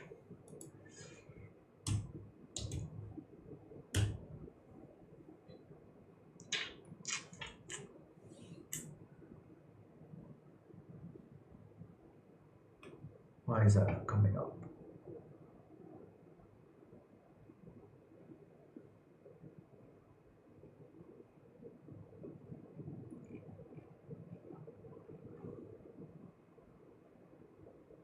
NGC 33404 Galaxy. That's at 80 degrees. NGC 3319 Galaxy is at 80. Oh no, sorry, I'm looking at the wrong part of the graph. These are all low. What's going on here?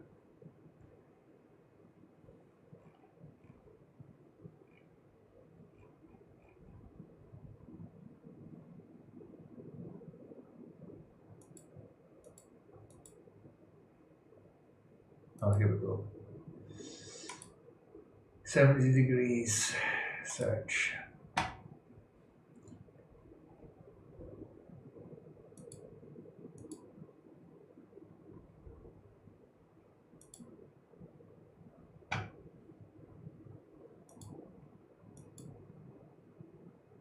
What time is it now? 12:30 at night.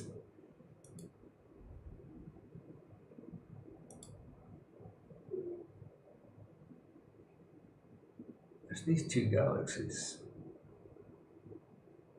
They're quite small though, at 1.8 arc minutes. I thought I'd had a look. Why is C33 not coming up? What's the other names for it? NGC 6992.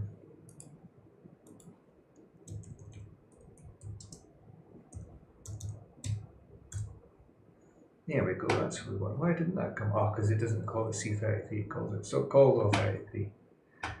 Right, so we're at just past zenith, so let's set that for the framing assistant.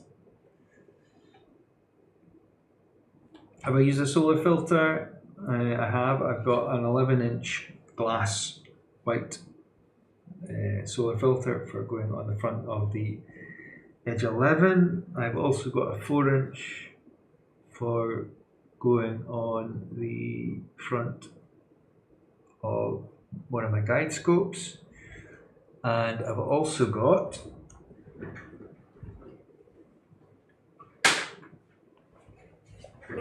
this is my dedicated solar scope. So this is a Lunt LS80MT modular scope with a hydrogen alpha pressure tuner, which you can see this big black knob on there. But if you have a look at my channel, you'll see a full videos on that.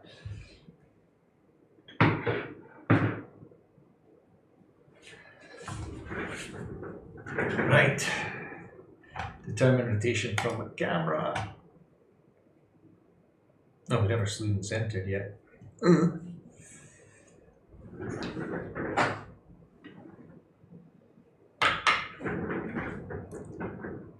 Let's go.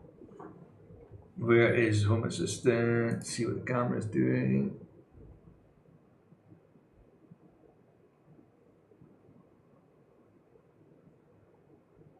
Is it doing anything?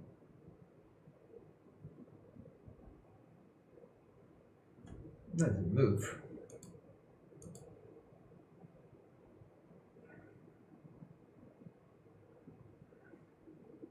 Oh, it's moving. Phew. Oh, we can just see it.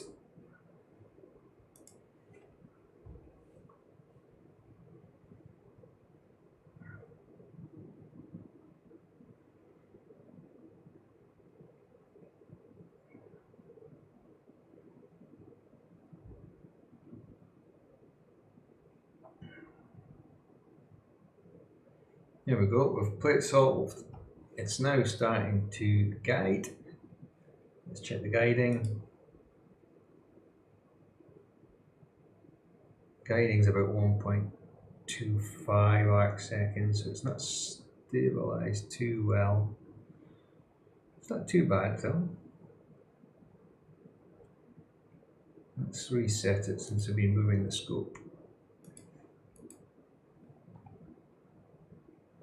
See what it settles down to.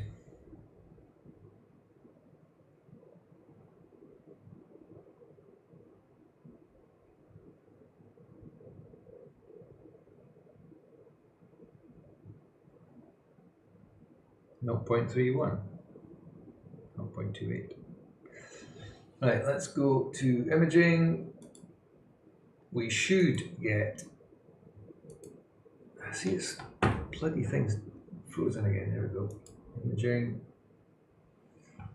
That was the plate solving image, so let's do a quick 30 seconds. Stick the gain back to 75, let's try that. This should come out okay, because that's a nice clean image.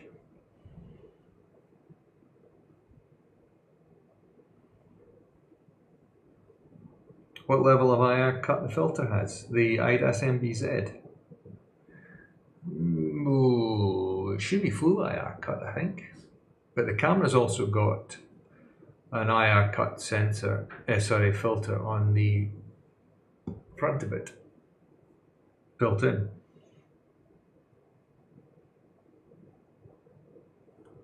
There we go, we're starting to see life. So that is the Eastern Veil Nebula. That's a 30 seconds.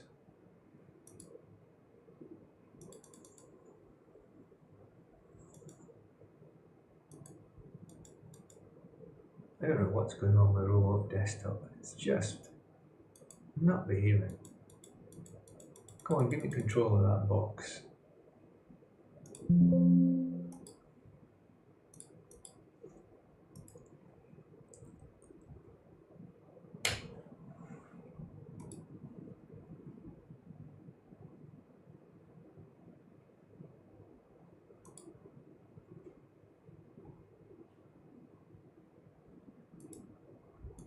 Right, let's give it 120 seconds. Let's go all or nothing and back to my normal unity gain for this camera. 125. I'm going to save that exposure. And I'm going to call that, well, 33. Eastern Veil.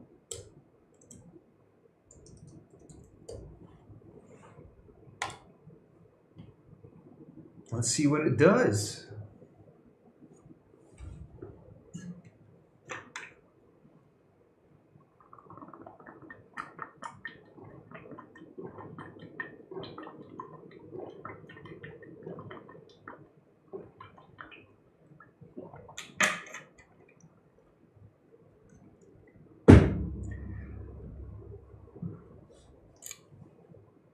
If we're getting good images at the zenith, then maybe that is the option, is to point the scope at the zenith and just take lots of short exposures, sort of 5 seconds, so you don't see star trailing, and just leave it running. Or set up a multi-panel mosaic that runs along the zenith line.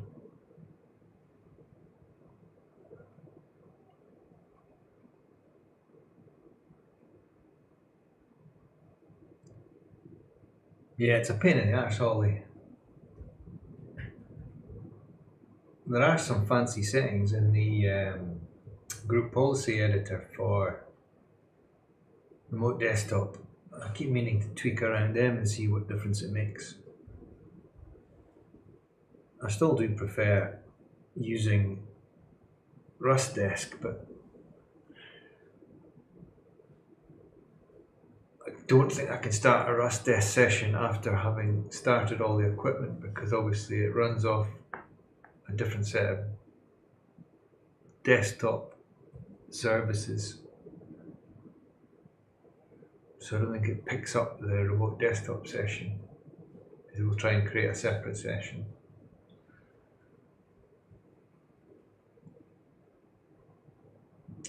So there we have the Eastern Veil.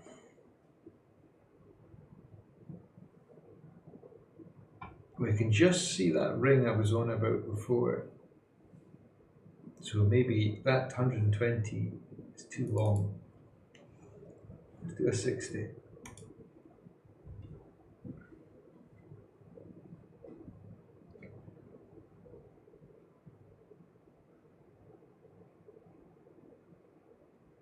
We might be able to live stack that.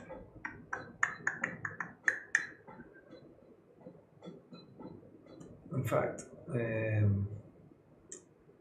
let's open up ASI Studio. I've actually got PixInsight on here, but I don't think it will work because of the new version being installed doesn't play with Easy Live Stack. Let's go Easy Live. I think it's this one.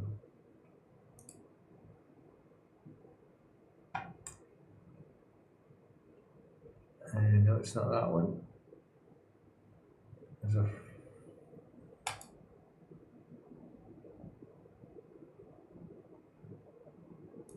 oh, come on. Easy ASI Deep Stack. Is it that one?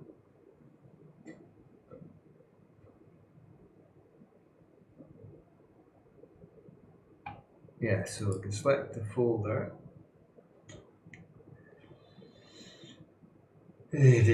Desktop, Astro, Nina, Snapshot, Images, Eastern Vale, Today, Snapshot, Play. Oh, at least 2 images. Oh, don't make me go back to the start, you stupid piece of software. I should remember where I was last.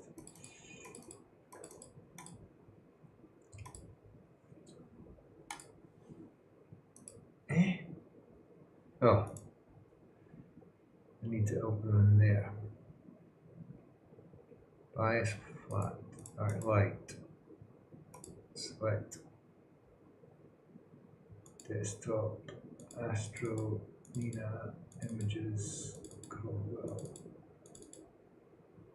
I don't want the 120 because that was too white out, so I can delete that and just use the second.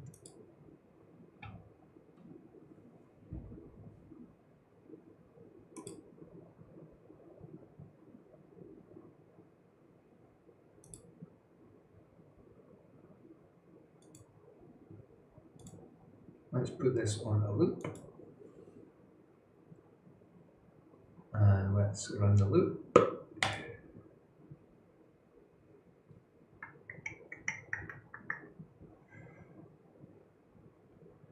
I know it's great, Ollie. I still wonder what it would like with a RASA 36.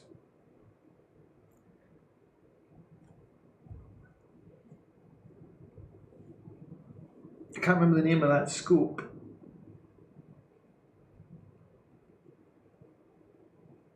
What the hell was it called again? I can't remember. I think it was a f1.3. But it was 77,000 US dollars, I think, and I thought, yeah, that's just pushing things a little bit.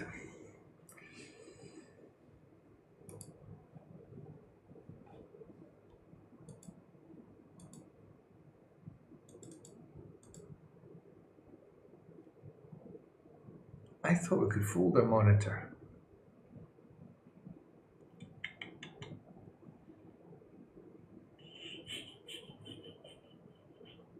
I maybe need to switch.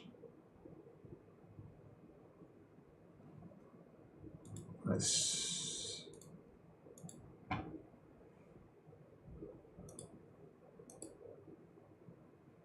think I'm using the wrong tool.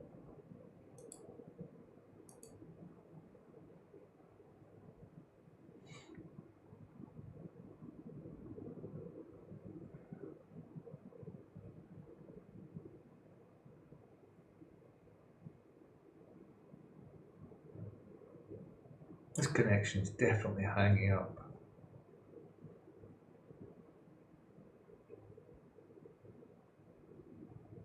It's starting to come out, so that's just 2 images. Let's quit this. Let's open up ASI Studio. I've definitely got a live stack. ASI Capture, Planetary, ASI Live. So disconnect the camera here.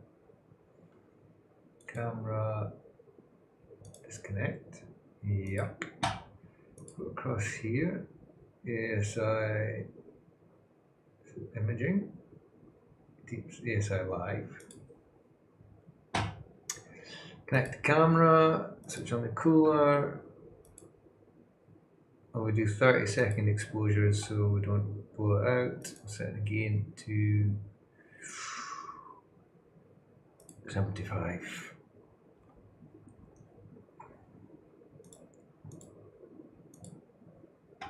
And exposure 30, full frame, binning 1, turn on the anti-dew, although I don't think I need it.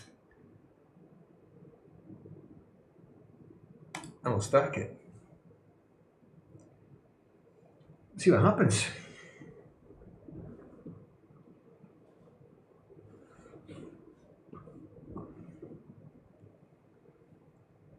Hey, see what this?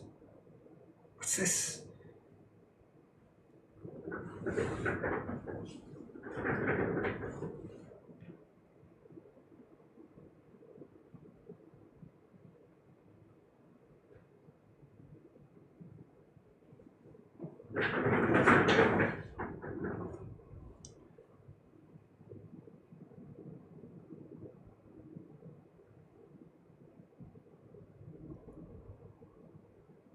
What's that? One image? See, we've got the damn edges are back.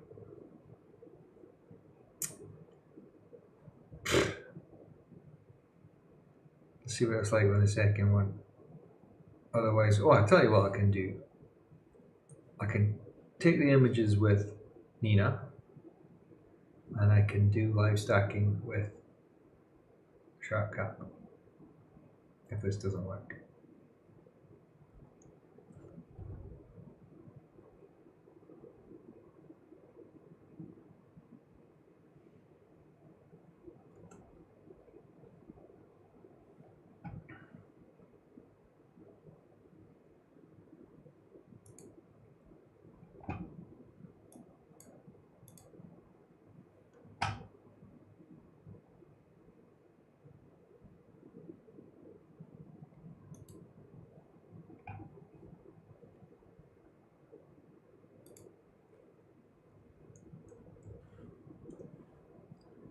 I've lost the window.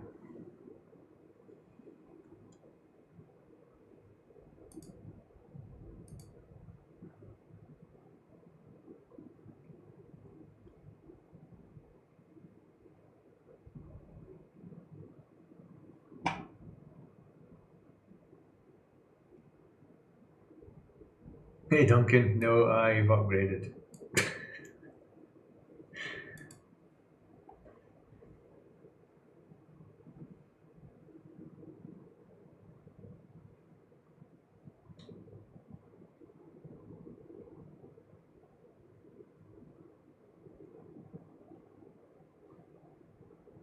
What's that? Total stat 3. This remote to desktop connection is pish.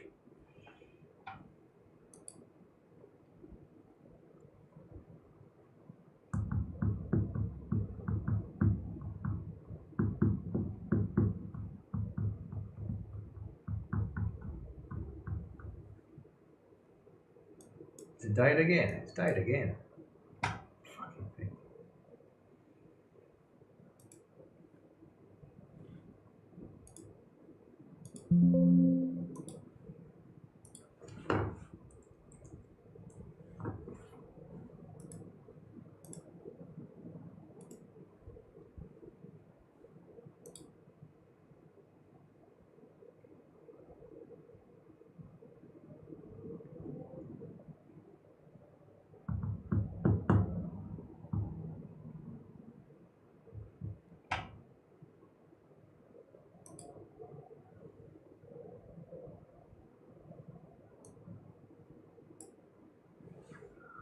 Oh, this connection.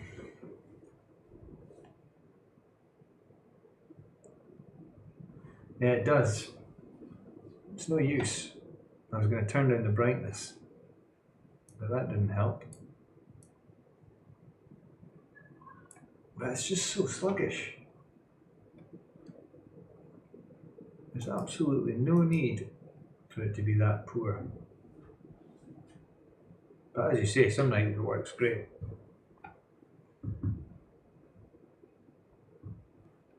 I don't know if there's something else that's running that's just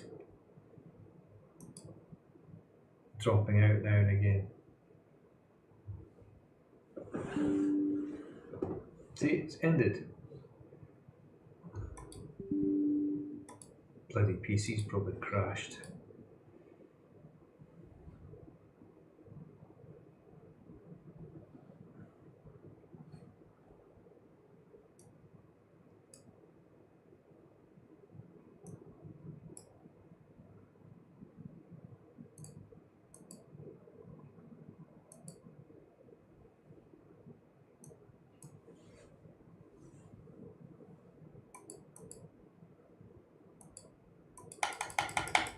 Oh, these delayed clicks are doing my absolute tits in.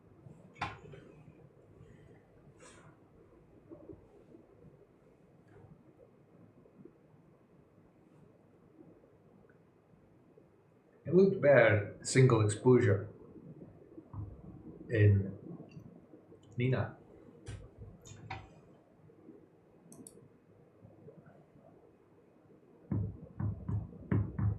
I am currently in portal 6. Wi-Fi or cable? I am Ethernet from the PC to my router here in the office. Then I've got a 60 gigahertz Wi-Fi bridge to the observatory, and then I've got Ethernet from the router in the observatory to all the PCs in the observatory. How powerful is the computer? It's a Ryzen 9 690, so it is quite fast, and it's 32 gigabytes of RAM in it. Aye, the one that's in the observatory, the remote desktop session. I don't normally have this problem. Certainly not like this. It's very strange. And if I open it, I wonder where is Winbox. So here's the 4 routers, or the 4 connections. So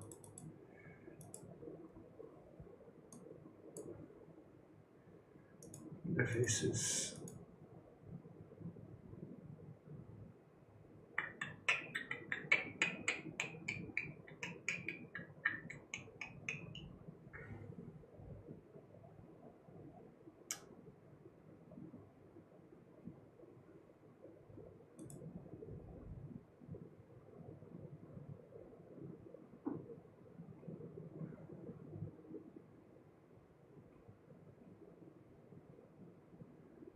That's the observatory access point. That's all looking okay.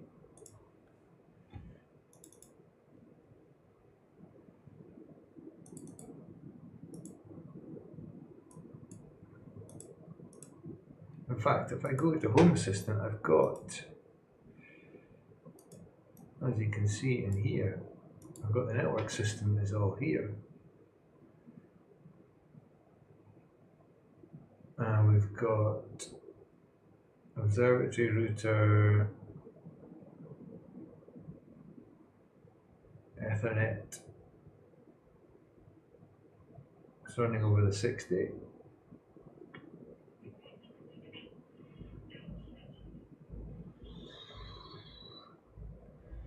I don't see anything out of the ordinary.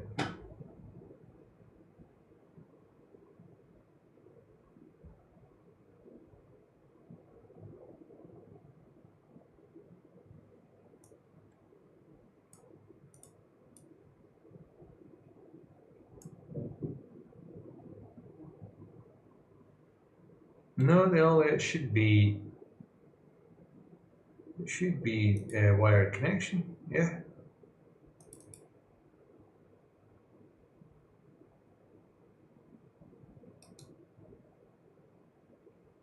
But even when it's on the Wi-Fi as fallback, it's no problem at all. Because I've got the access point inside the observatory as well, which is only like 2 feet away from the mini PCs. And all the webcams, they're all connected to that Wi-Fi as well, or into that Wi-Fi router, and they're all working fine.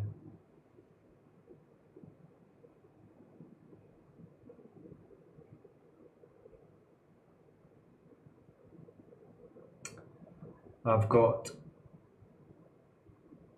the Ethernet box, sorry, the mini PCs, the 8M, they're all connected into a 2.5 gigabit switch, and then there's a 2.5 gigabit connection up to the router, and then the 60 gigahertz link back to the house is 1 gigabit full duplex.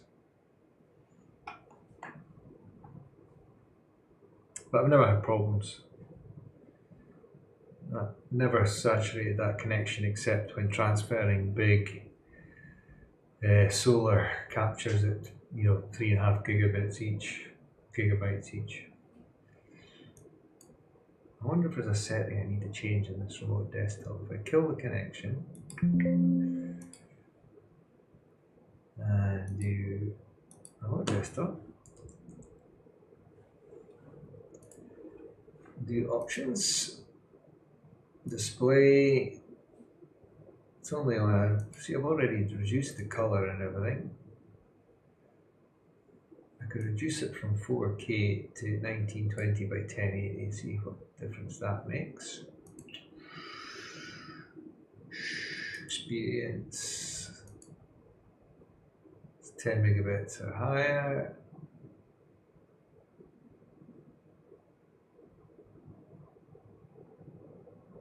Let's detect connection quality automatically and see what difference that makes.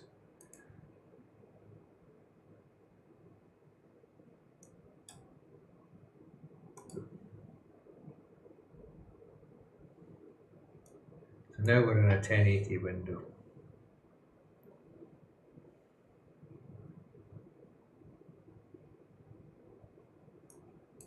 Doing the same thing.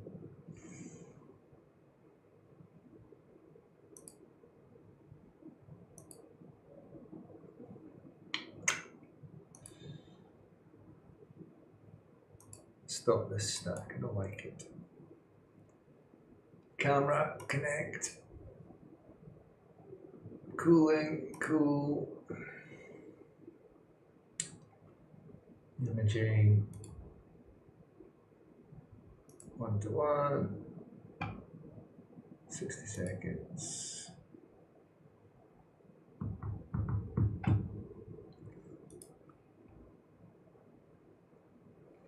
It could be a switch on and off job. It sure could, although I can't switch the. You want this reboot the PC job, not the network switch on and off job.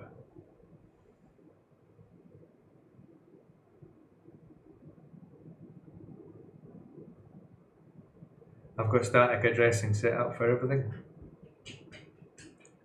That's how I know how to find everything.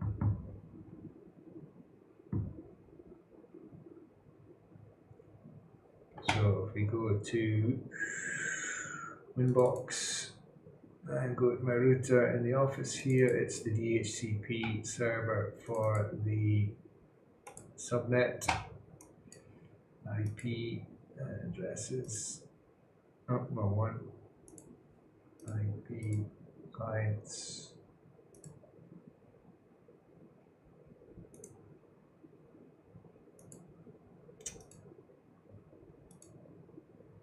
Everything is static bound. Cameras, all the Wi-Fi switches for controlling the power, the laptops, which are all switched off at the moment, the weather station, the solar power system, the whole mini, my NAS box in the office here, this new Edge router that I'm setting up for the other subnet.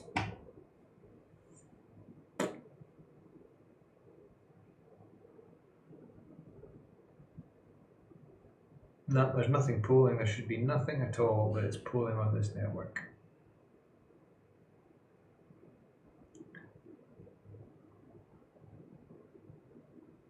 The only dynamic addresses there is that one, which is not connected. That one, I don't know what that is, but it's not connected. Another, what's that one? 8837. What's that? Oh, I think that's the other edge switch connection, the device that's coming in through there. My laptop is connected to that for testing. A couple of other random devices that are not on. Home Assistant's running. Nah, everything looks good. The wireless link is up and it's running, but nothing's connected to that link. If we look at the win box for the 60 gigahertz link and look at the traffic on there, interfaces. I'm currently zipping across there. Oh no, that's the wrong one. Oval, cube, oval.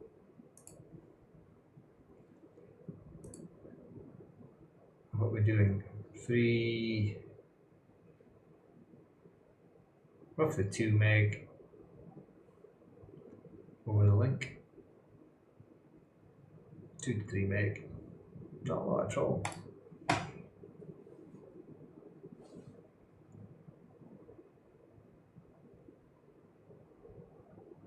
Yeah, I think you're right, Ollie.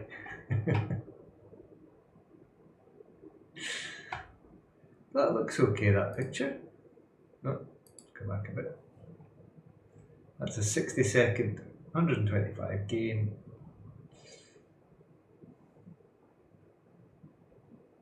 Surprisingly sharp.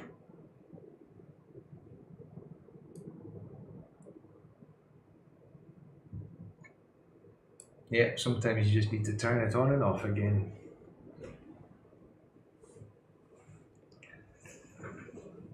Ping the PC, anything to amuse you.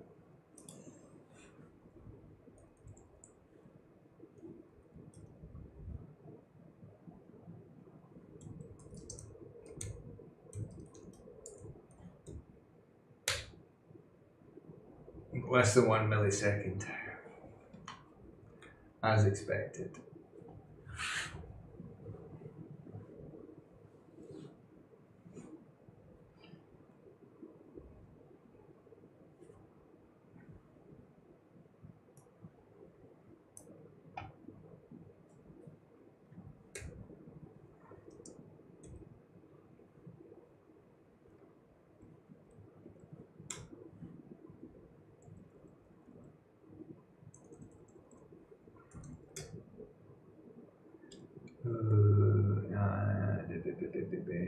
Force 4.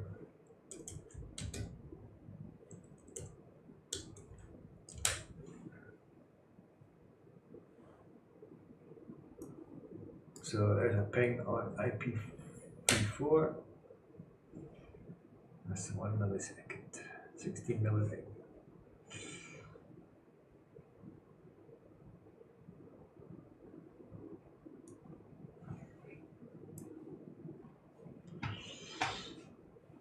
Right, what's the other part of this Eastern Veil Nebula we can pop across to? Somebody's nicked it.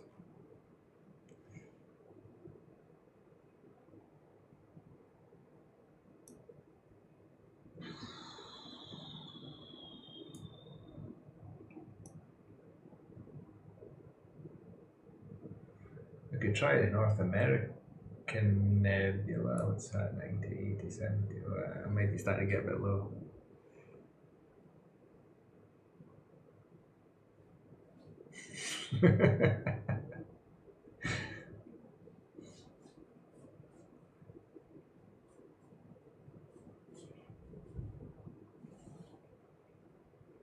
what is it, MBT stat slash R.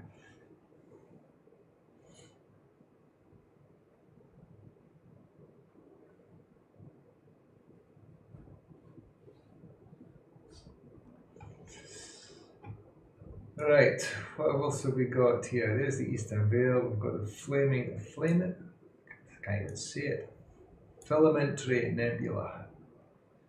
I bet that's so bloody small I can't see it. How big is it? What does it say? Dimensions, distance is 1,000 light, 1,500 light years size. 2 degrees by 3 degrees. Well, I might be able to get that.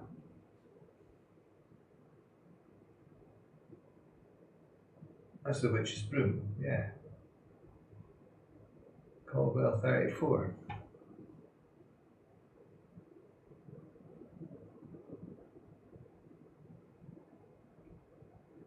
No, I'm not going to make any random fixes because I know it works. It's just having an off night tonight. A call, right, framing. Well, I forgot now, you put me off where I was going. Caldwell 34 or NGC 6960.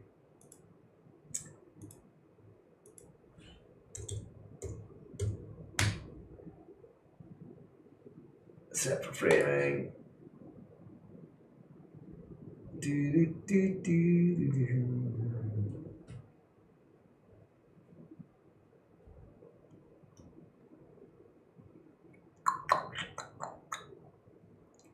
So we get this nice big bright spot, sort of like that, because I know the camera's at 90 degrees to that, I think. Oh, I better stop the imaging.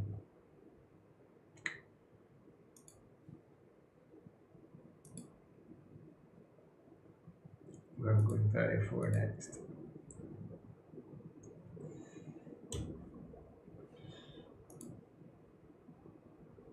Framing assistant, slew in center.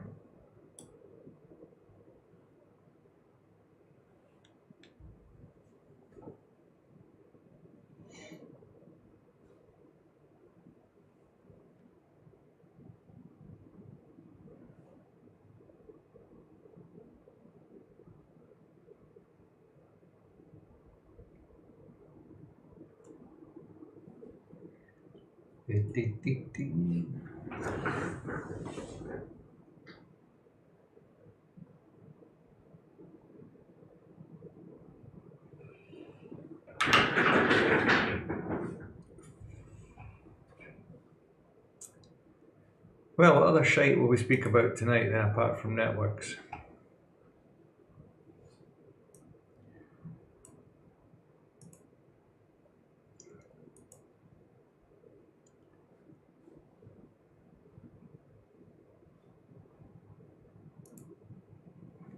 Has this found this? Or is it locked up?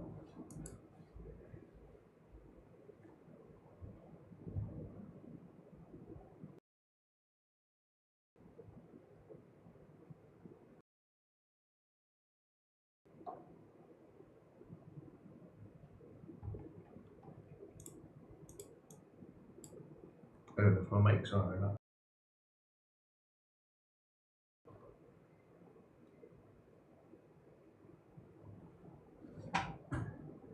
Termination. Is my microphone on? Somebody confirm.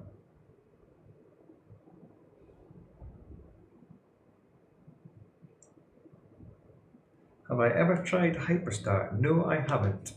Did I consider it? I did, because I remember before I bought my scopes, I was talking to Ray's Astrophotography, and we were discussing options. And originally I was going to go down with, what was I going to get? I can't remember if it was the Edge 11, no it wasn't, it was the Edge 14 with a Hyperstar. And then I thought, nah, too much hassle, so that's why I decided to go with 2 separate scopes.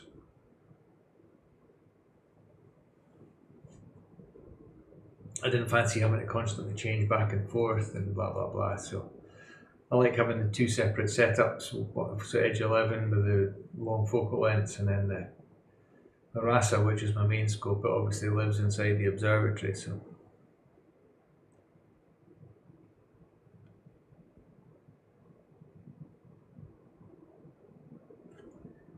we still in the center. Have we done it? I can't remember if I clicked it or not.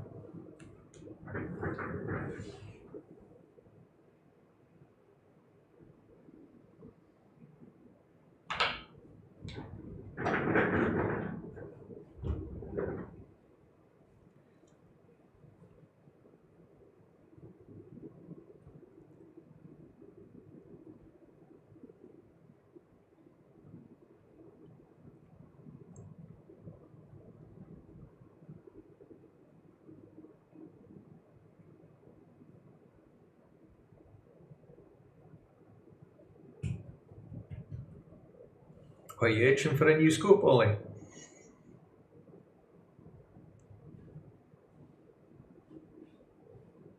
And Sea Fox wildfire preparation. Now there's a thought. Seeing as we're in Cyprus, we do get them. And that is one thing that's concerned me, is all the bushes around the observatory. If that grasses and the bushes catch alight, then goodbye.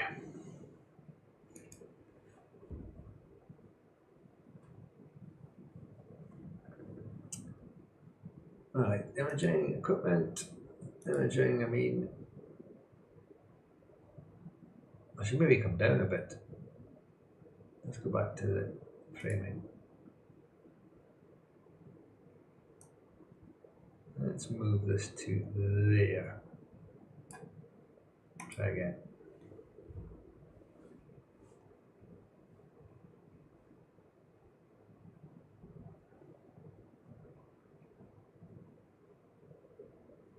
It's certainly an option, Ollie. And you know anybody down there near you that's got one that you could give it a spin?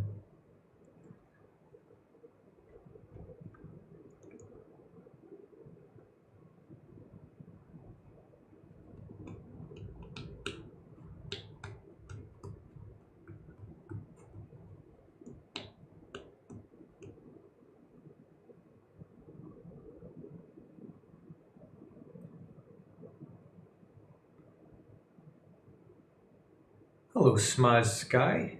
Having your dinner? I hope it's tasty. What are you having this evening?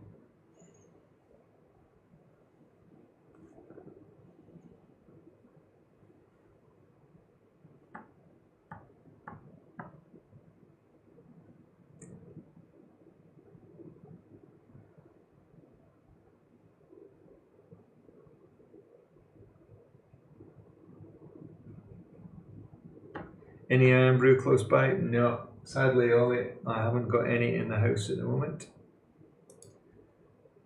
I've got a water.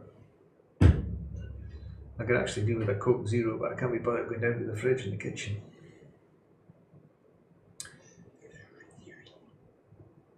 Sky quality is dropping. Right, let's do 60 seconds on this and see what we get. So we're on Caldwell 34 now, the Witch's Brew Nebula.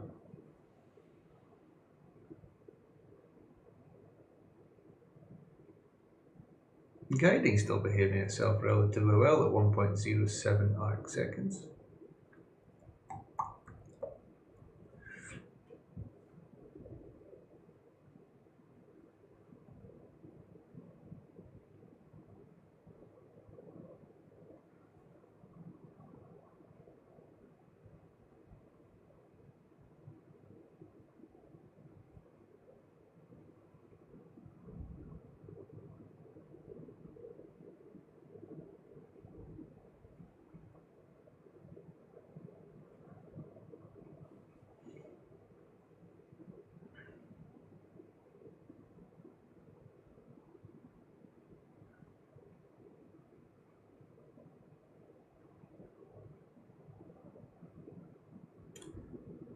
Well, that's coming not too bad. Let me open up SharpCap and do a live stack with that.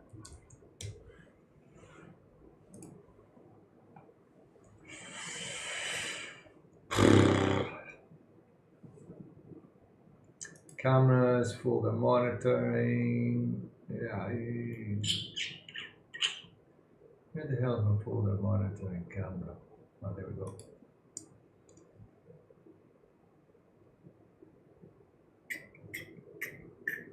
Browse, desktop, image, Astro, images, contact power, snapshot, all fits files.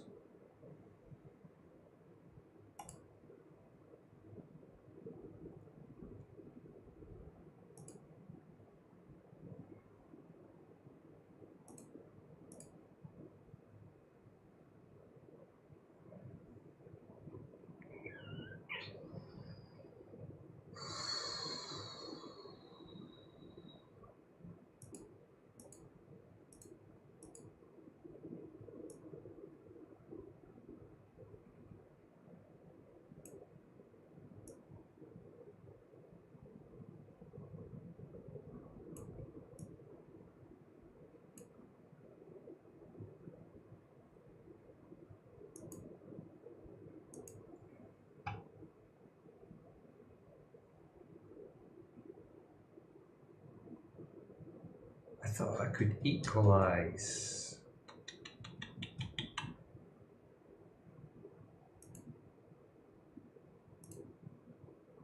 I thought I could move the individual channels. Why am I not seeing that?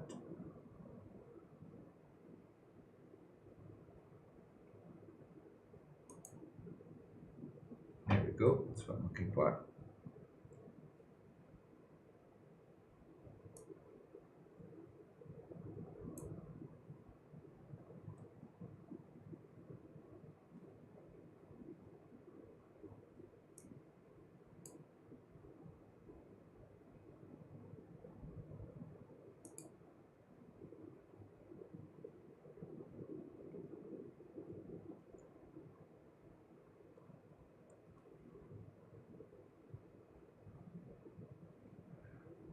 Hurricane Hillary.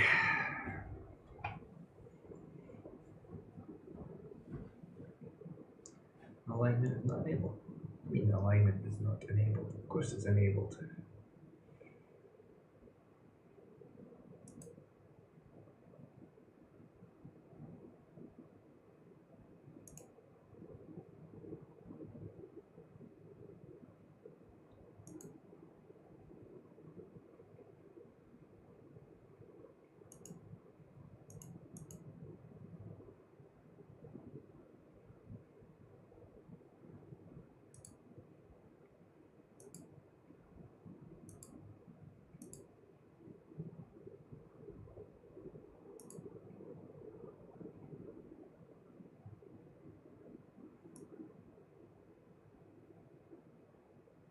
Oh.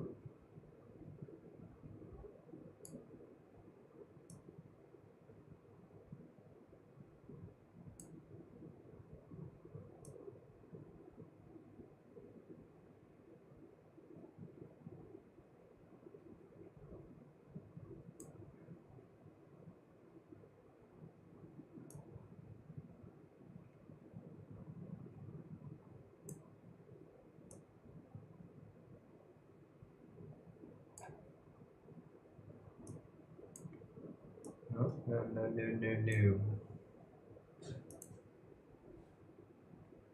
not what I wanted.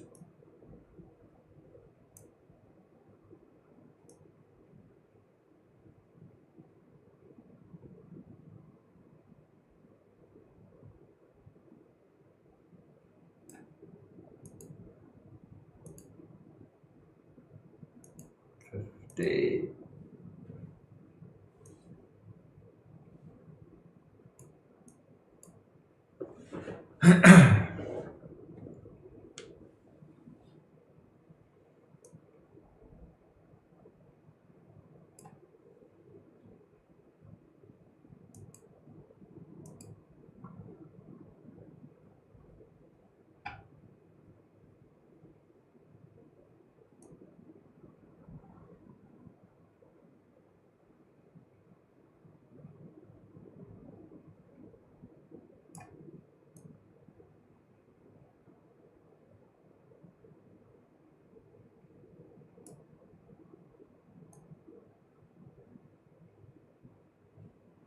Oh,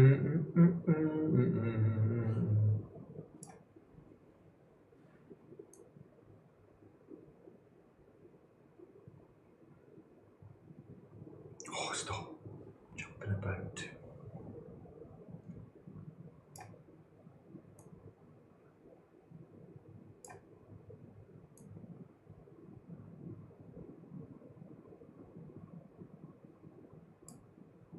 Hello, Rita. How are you this evening?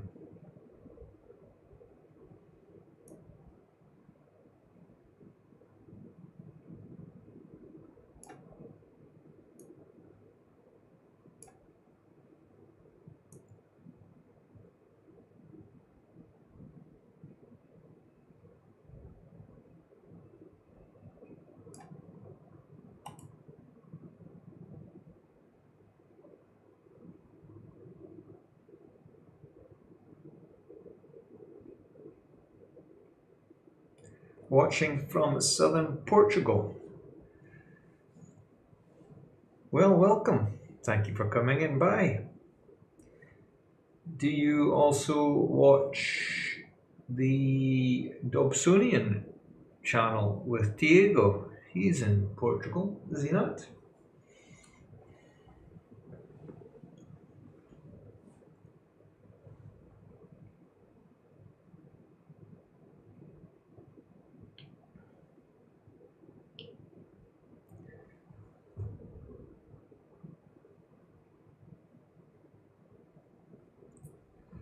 Well, I used to live stack in PixInsight, but I've installed the latest update, the, what's it called? Is it 9.1.12 or something like that? I can't remember the number.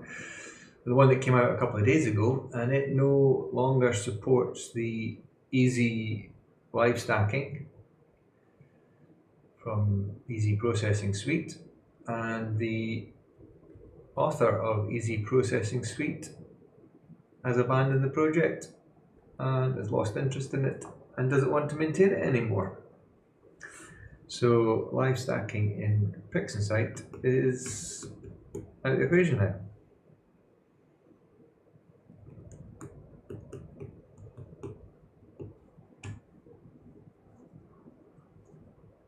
Diego's on most nights. I usually catch some of his streams when I've got nothing to do. Is he on tonight?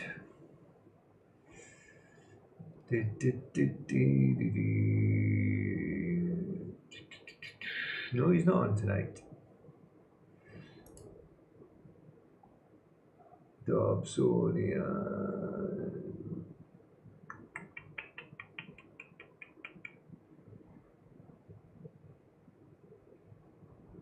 No, he's not on tonight.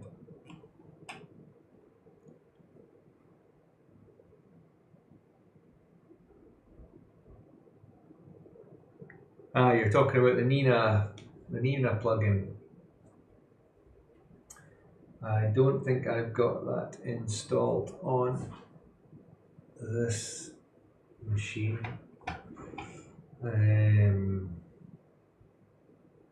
Cyril beckons. Yeah, it does. But that's one piece of software that drives me nuts. More than PixInsight, I must add.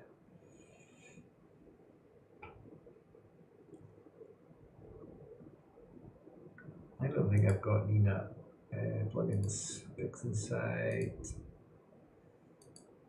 No, I don't have the plugin installed. I think it's one of those plugins that you've got to reboot, which means disconnecting everything.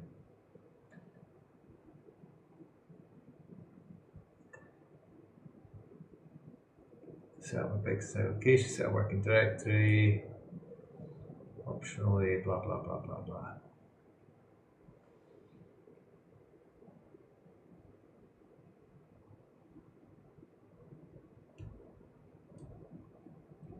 Yeah, next time. I've got no calibration plans tonight because I only turned up. I don't know if you missed or caught any of the start of this, but I just fired up the scope to see how things were looking. The weather's been really high humidity the last few days and not having a lot of joy with images, and it seems to be only up in the high altitudes, that zenith, that we're getting anything semi-reasonable.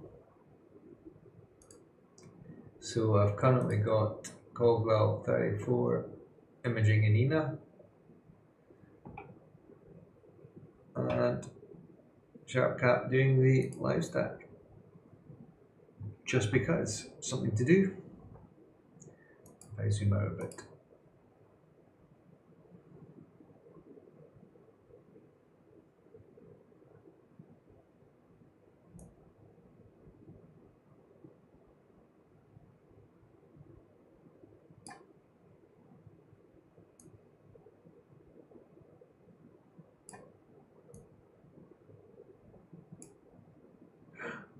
I jumped too far.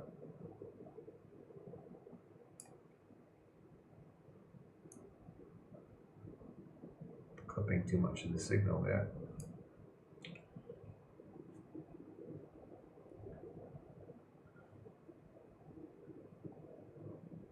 You get wind when the sun goes down. That's usually when it goes quiet here. I'm over in Cyprus and the wind starts to pick up basically as soon as the sun starts to rise. And it goes relatively quiet at night.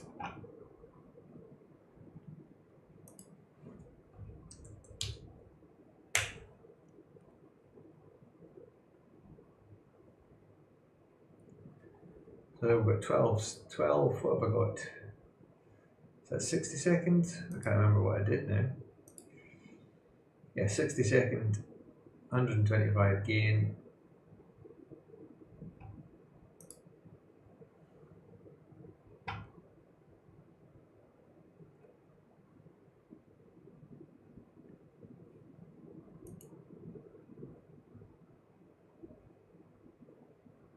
What I do have next for my next project, I've got this little bottle of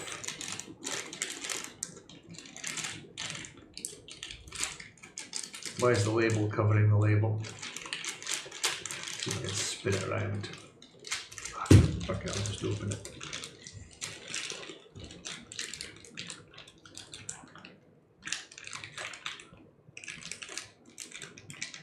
God, my hands are sweaty, I can't open it.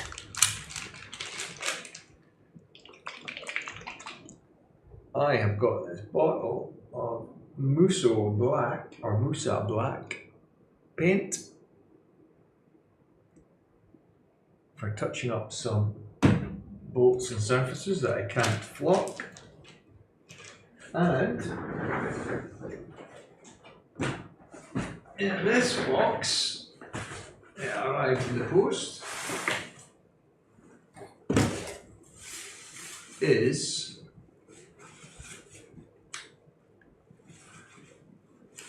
I don't know if you can see that, how black that is. Let me cut the tape. I'm curious now to know.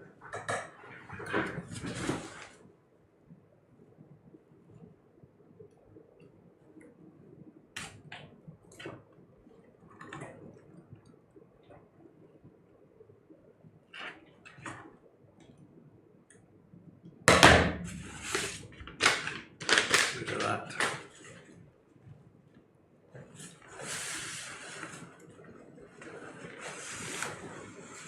Does that look black? Does that flocking material look black to you? Yep, this is the Musa Black IR flock, 99.7%. So that is for the scopes.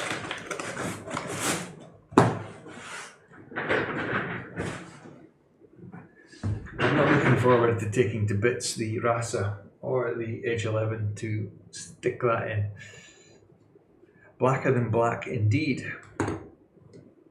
When we look at the Musa Black, okay, let's pull up the website.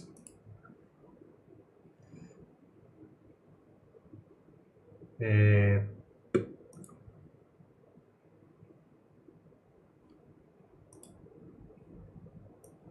we go.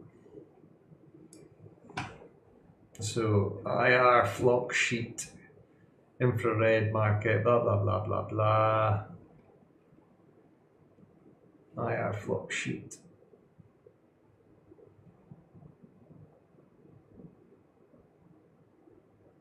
That's not the graph I remember seeing the last time. That's maybe because I'm on the wrong website. Let me find the other one where I actually, unless the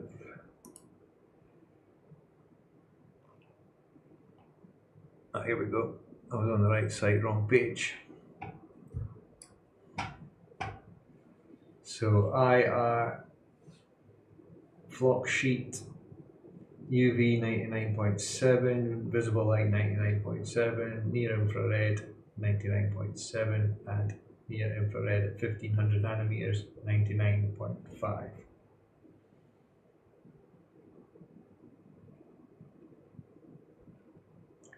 So yeah, I have bought that to do the inside of the tubes, inside the extensions, hopefully, inside the surfaces of the filters,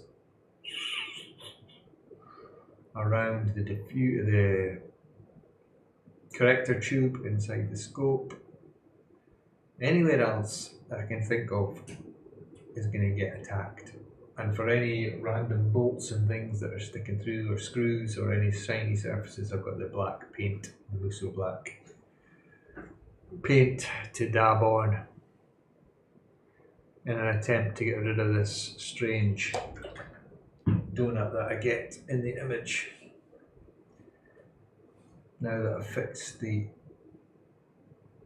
vignetting with the UFC filter system. Yeah, it should, CFox should really help with the contrast.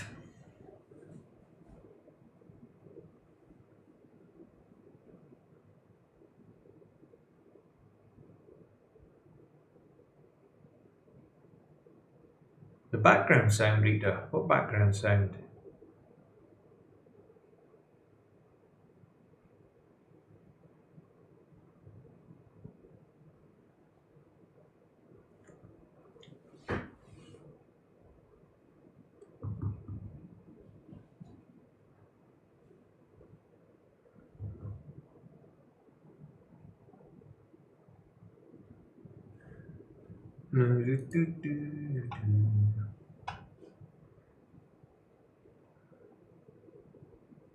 I've got no water. It's the ceiling fan you can maybe hear. On a ceiling fan? It's the only way to keep cool. I'm not turning the aircon on, too noisy. I can make some noise. Is that better? Water waves?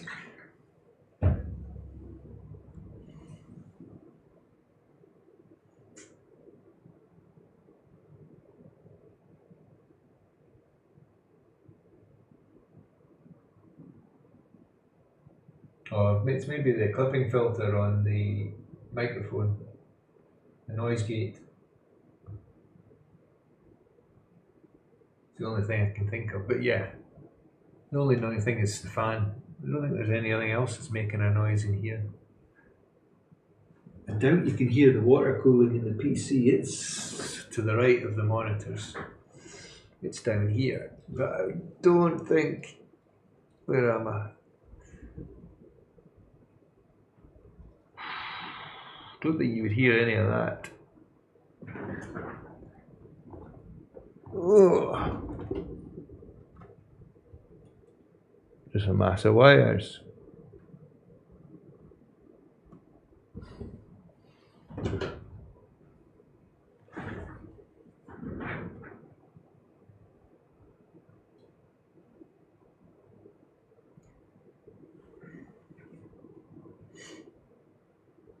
Maybe I have blood boiling inside my veins due to the heat in here.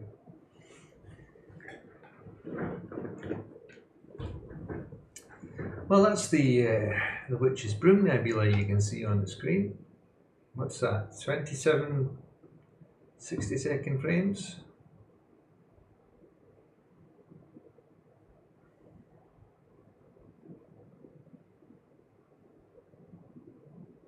Let me stop the fan then and see if that makes any noise.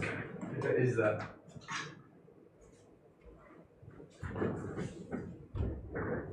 There's fan off. Right, that's the fan stopping.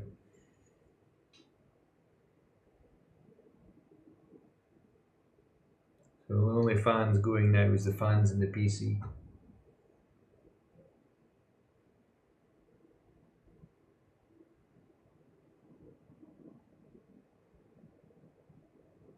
Gone bubbles.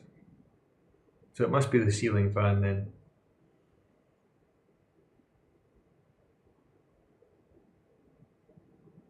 I'll put it back on. I'll put it on half speed.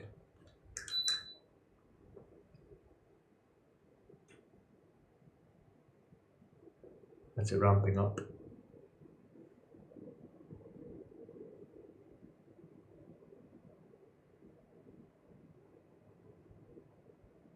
That's the fan on half speed.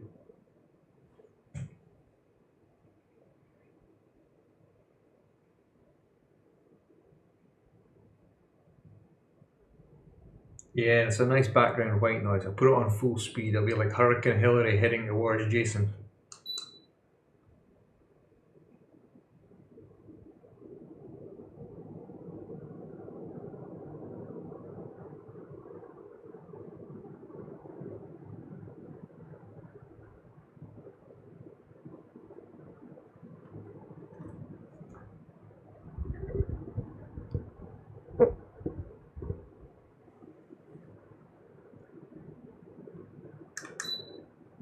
And back to half.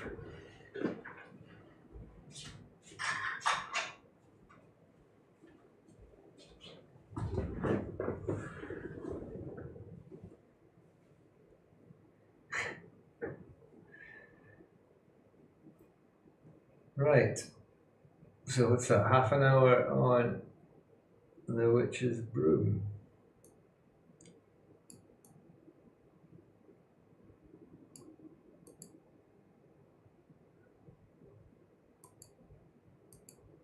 See, that's dead again.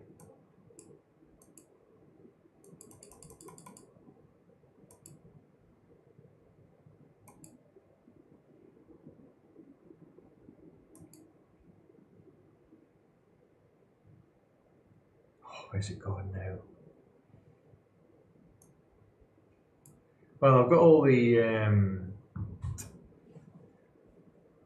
what do you call it? I've got all the subs saved, so I can always stack it properly.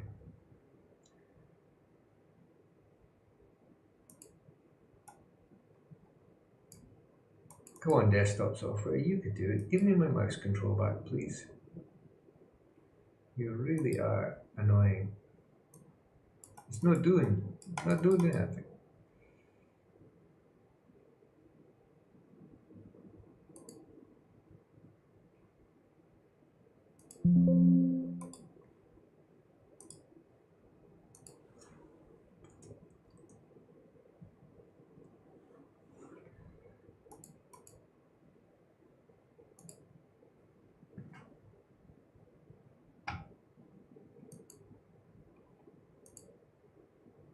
Can I go full screen with? Oh, I can save.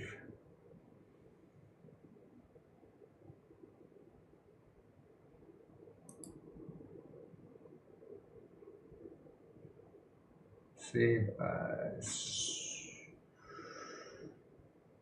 16-bit stack. Hold on.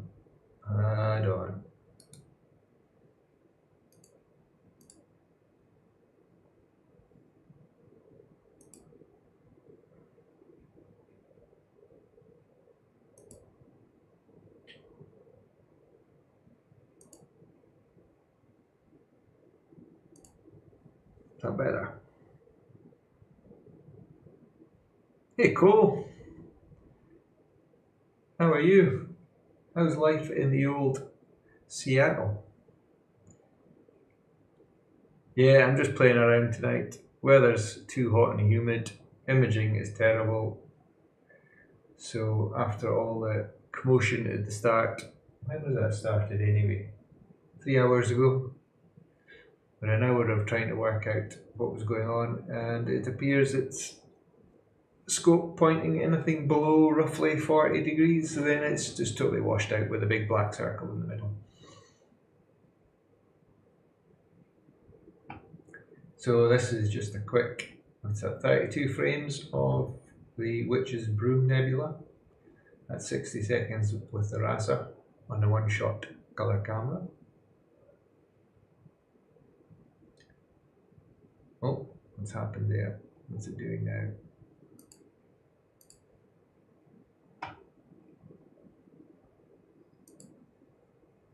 Full stack.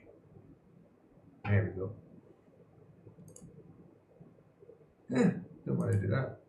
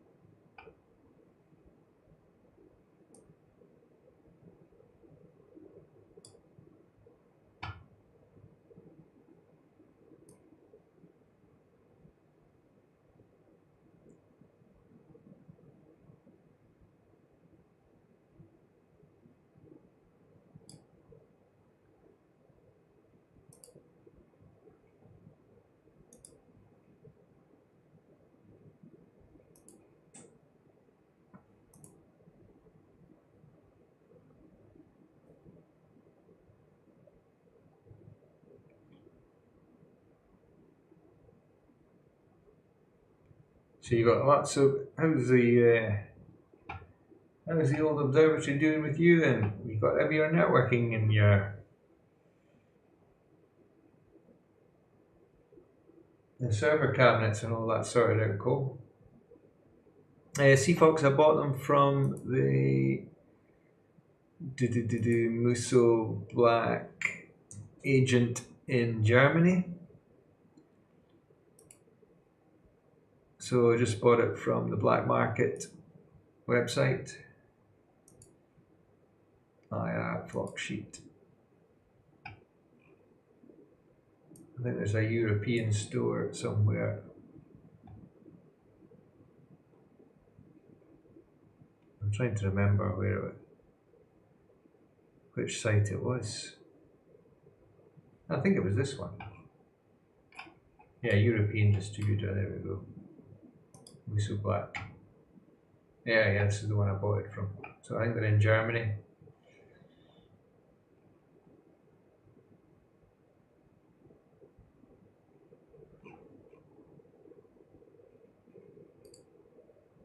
MussoBlack.com.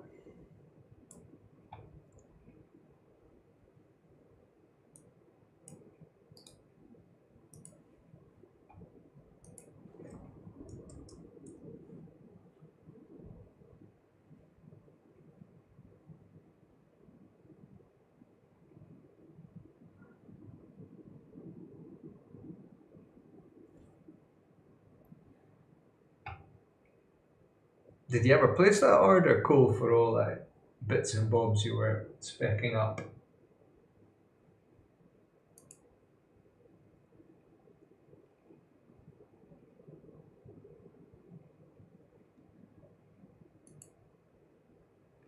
There's a Cocoon Nebula, that's high in the sky. Let's go there next.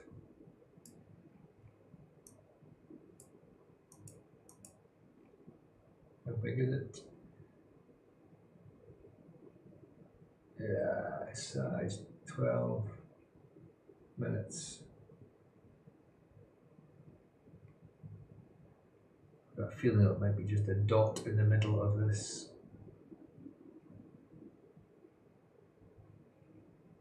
We can have a look and see. Right, so anyway, there is the Witch's Broom Nebula, Caldwell 34. And stop that. And if we go over to Caldwell 19 now.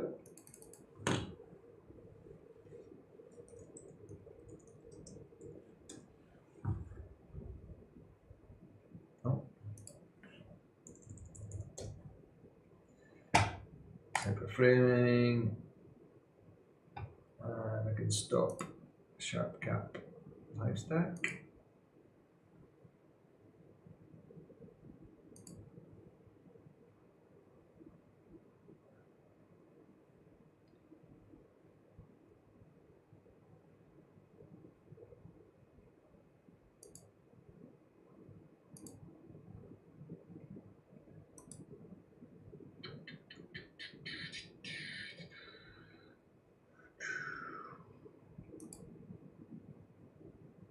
Slide center.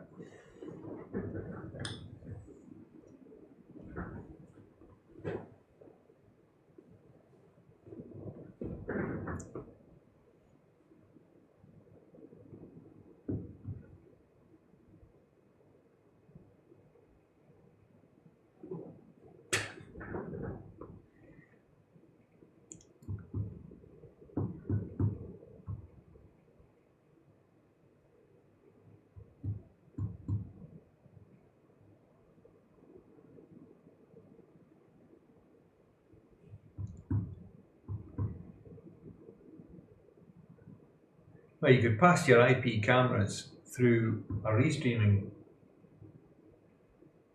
multicaster, and then you could pick up that stream from other software and process it.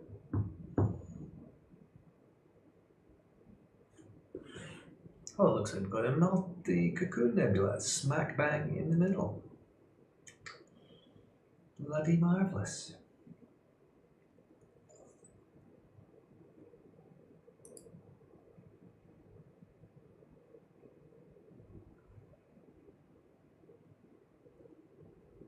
Guiding's still doing alright, 1.05. Oh. So let me... Is it finished? Let's wait for the guiding to settle. So if I go to imaging, what can we see? There's a cocoon nebula.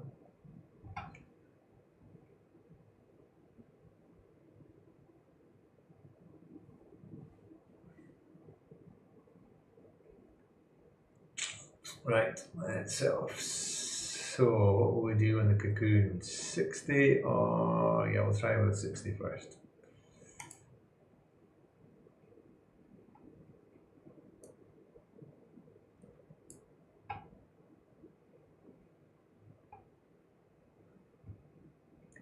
And we can change sharp caps source directory.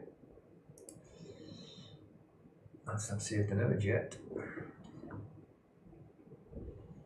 Or did I change the even name of it in ENA? I can't remember. No. 19.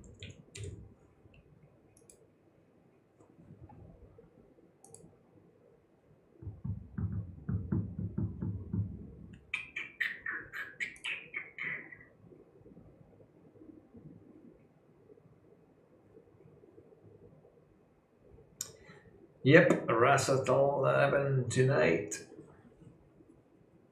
You can see the other images from the start of the evening there. Just so washed out.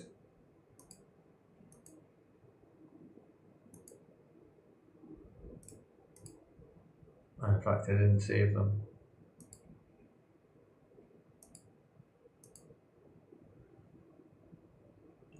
Right, Caldwell 90. Oh, what have I done? Where's that image I just took? There. So the Cocoon Nebula. So we're looping, and sharp gap. Images, Caldwell. Don't tell me it's stuck in here.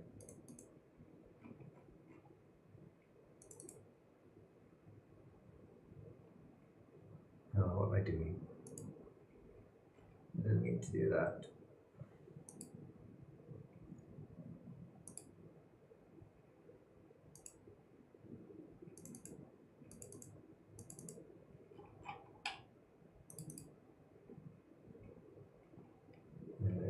does not belong in that folder. I shall take that out of there.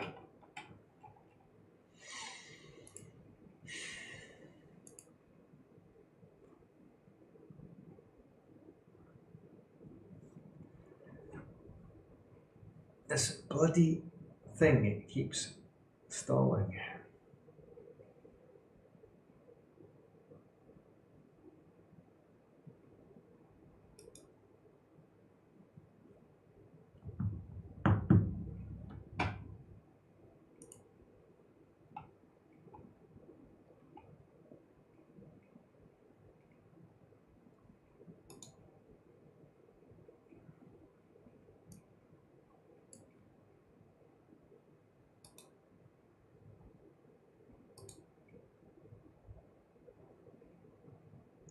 Died again.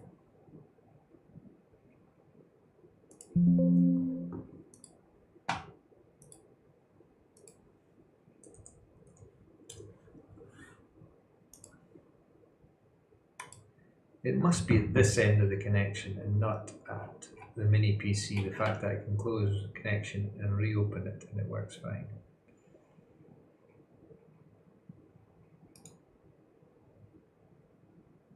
Cut this from here. I'm going to go into column 19. Snapshot, paste that in there. Go to here. Images, column 19, snapshot. Inputs files.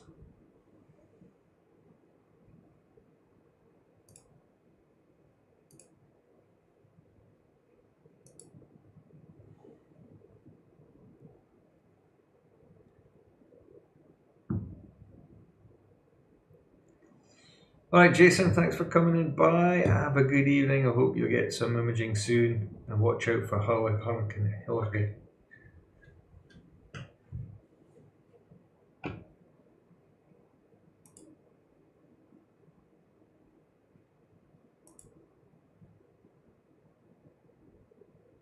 Alright Rita, thank you very much. You as well. Take care, we'll see you later.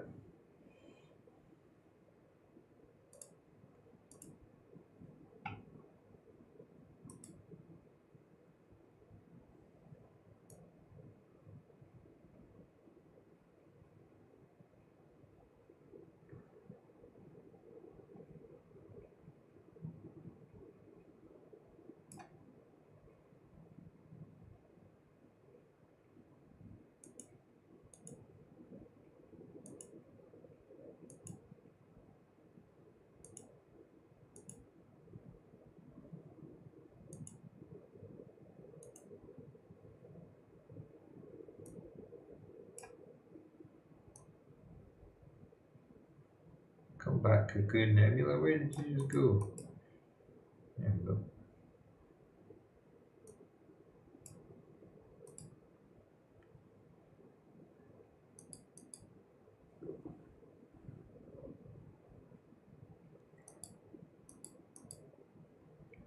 This remote desktop is absolutely doing my nut in.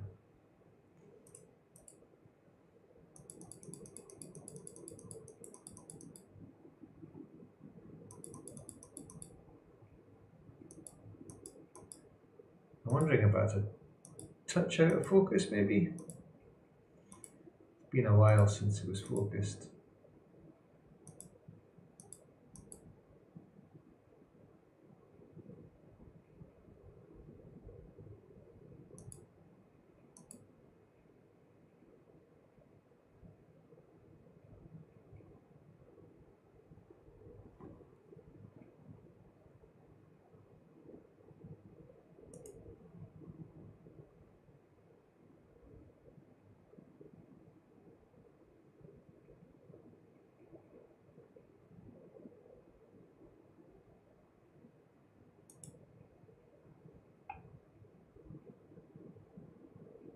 Why is it ignored 3 frames?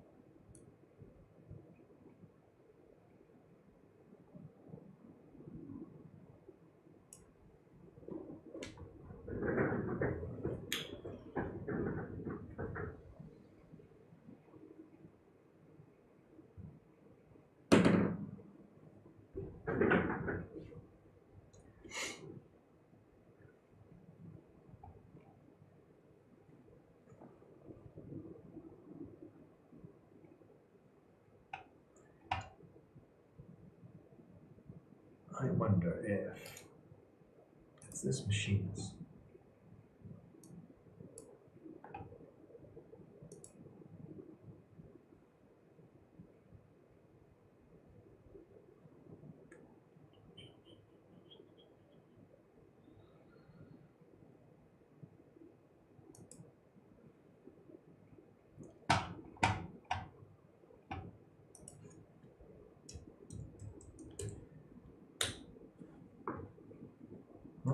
I didn't need to do that. I meant to open it up, not to the web page.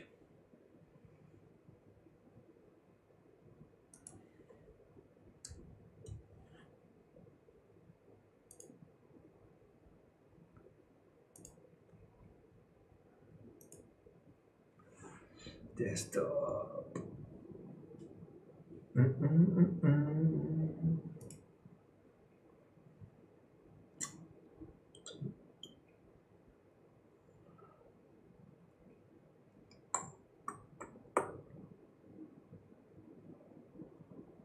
Now I've removed it. Hey ho. 9 frames, 7 frames stacked.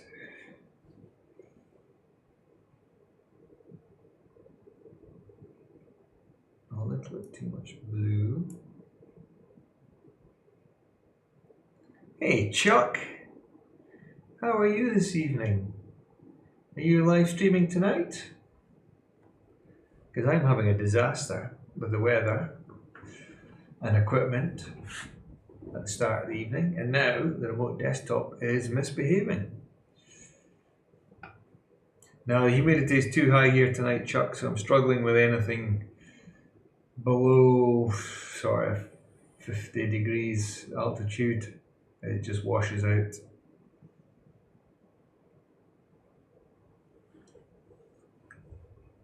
So I'm up pointing high, and that seems to be helping.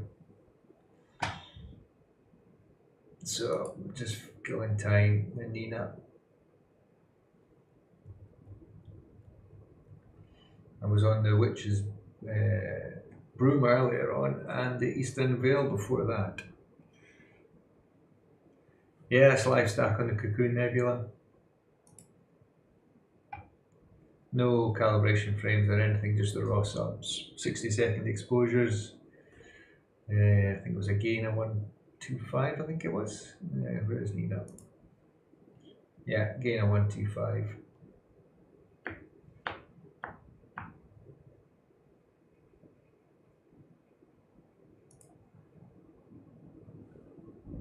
I think the focus is maybe needing a redone, because I haven't focused since the start of the evening, and there's been a bit of temperature variance.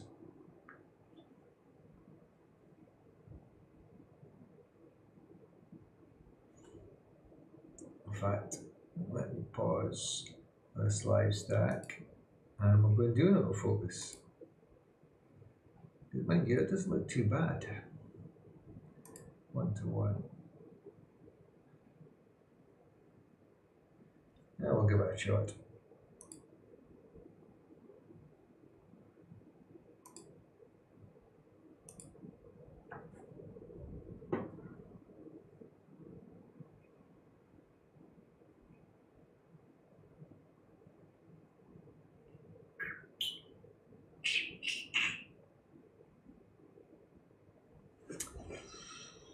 Yeah.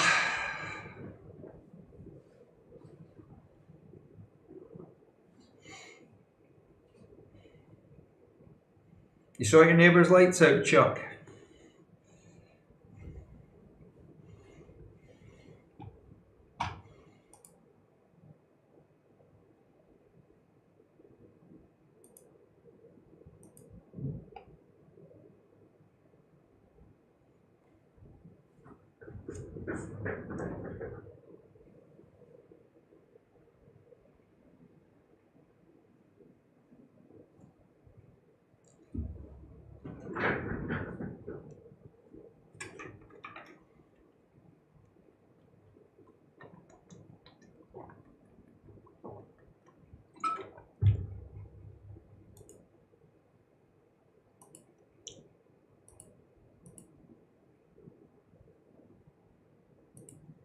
I'm using Nina for the imaging, and I'm using SharpCap for the live stack.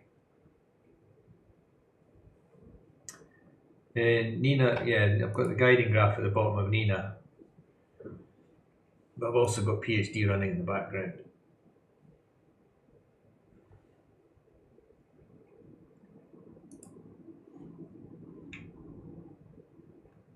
You still never tried it? Well, you know what they say, once you go, you never go back.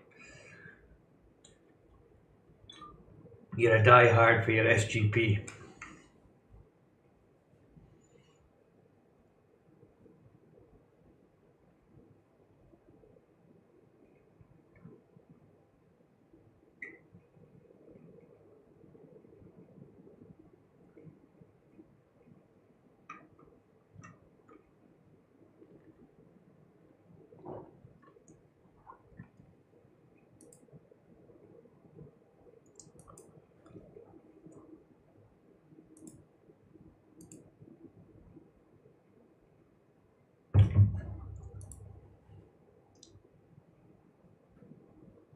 So what do we start at? 2.27, and it's going to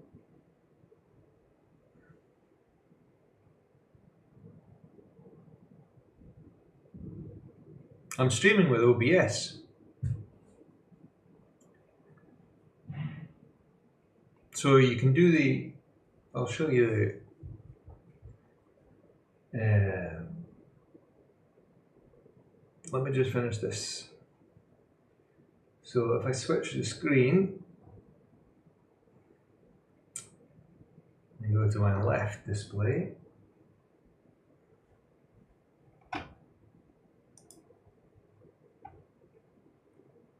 is that switched? No, it hasn't switched.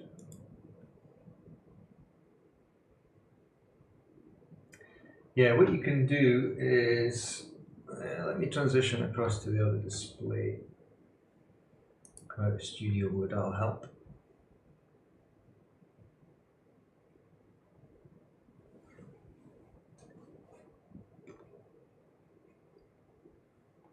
So when you choose your web camera and you add a filter to it, I use a crop and a prad, and I use an image mask.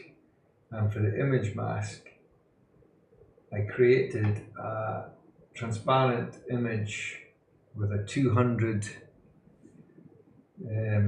pixel radius diameter circle. So if I open up my desktop pictures, here we go. So I just created this PNG transparent background image mask. I think I used PowerPoint actually to create that. Saved it as a PNG file. And then in the filters for the webcam, image mask blend, alpha channel, add the red mask, and then a crop, adjust the crop settings, 100, whatever to suit you, and you get your round circle.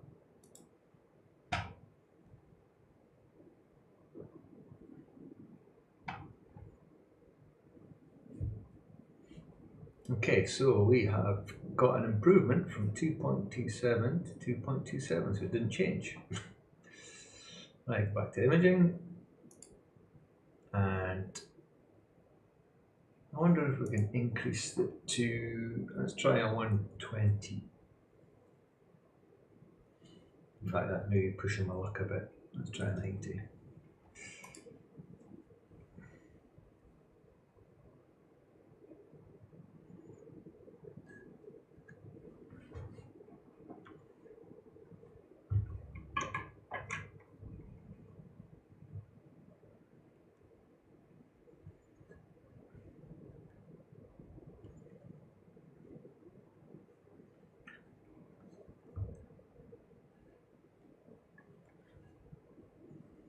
Yeah, Ollie, Chuck's in the house. It must be raining at home.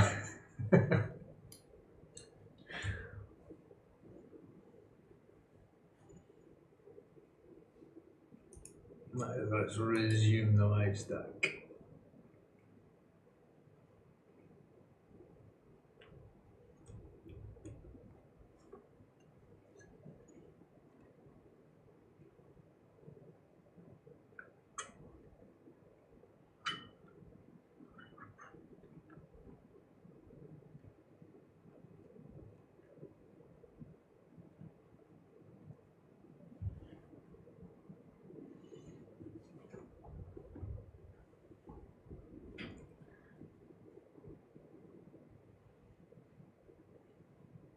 I was looking at new cameras, not for imaging, but for the webcam, because I've seen yours tracking you the other night there, Chuck. So I was having a look at the various ones, and the Obsbot Tiny 2, that's the one that seems to be taking my fancy at the moment. See you later, David. Thank you for coming in. Bye. Yeah, so that's washed it out with the 90 seconds, so that didn't go down too well. Just a little bit too long. In fact, what's the sky doing? 19.6, yeah, the sky's starting to get brighter. I don't know if there's humidity is just continuing to rise. That's definitely deteriorating. I'm going to put this back to 60 seconds.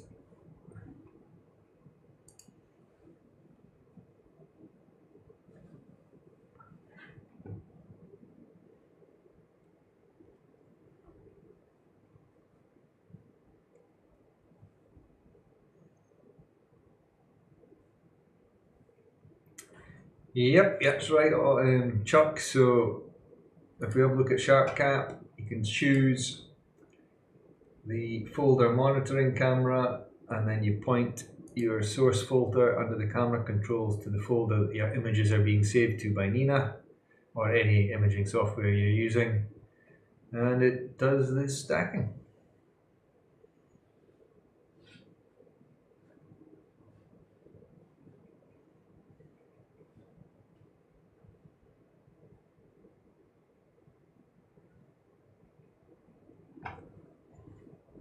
The other thing I like in SharpCap, Chuck, is when I'm doing the solar imaging, you can do contrast, edge detection, autofocusing, and that makes a big difference as well.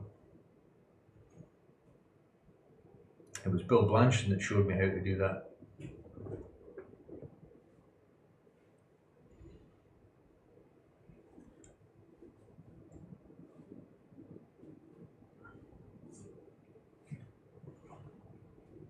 That 2 90-second exposures that I took, they seem to have washed out that image. So I am going to go and delete those images and rebuild the stack. So if I hop across to... where am I? I better go to the other. Too many windows. Images C19, the snapshot. So these 290s washed out the image. Delete them. Reset the stack.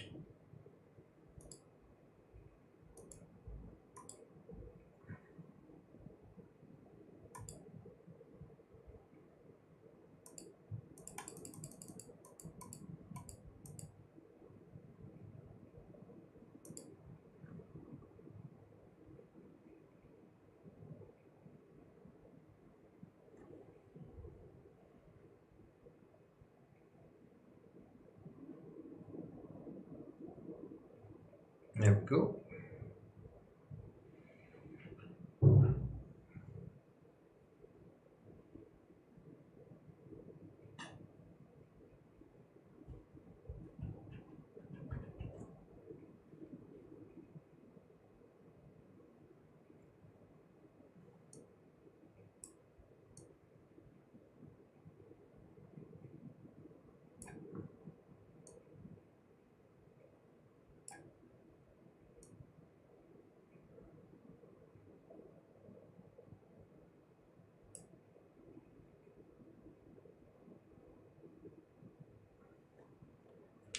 Yeah, I'm just waiting for the planets to come up a little bit. Saturn and Jupiter are it's quite late in the night before they pop up on behind the hills over here.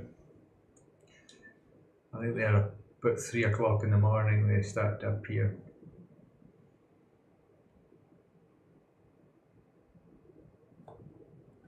Alright, what other targets have we got that's high in the sky that I can go and have a look?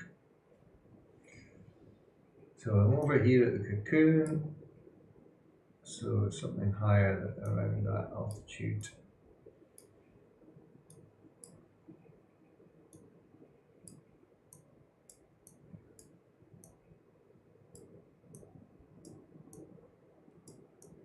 Must be something. The blue snowball. It's a tiny dot if I remember right, isn't it? Size. Yeah, 37 arc seconds. I won't get that with a RASA very well. See you later, Chuck. Thanks for coming in by, and we'll hopefully catch you on your next stream. I'll send you the red PNG file.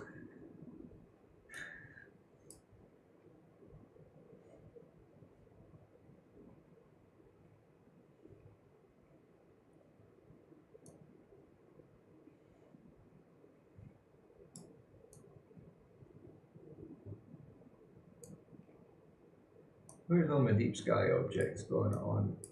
Shark cat. Stellarium. They're all hiding.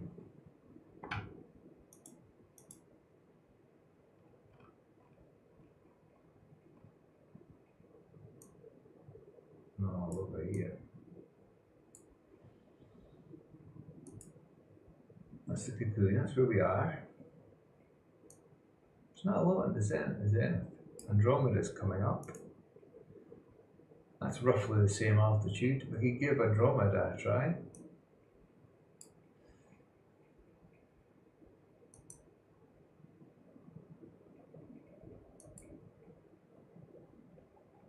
Yeah, let's sort it. Let's go over to Andromeda. So, if I go across to Nina, I can stop that. Change my target in 31 folder before I forget and end up putting images in the wrong folder. And I can go to Sky Atlas and 31. Set for framing.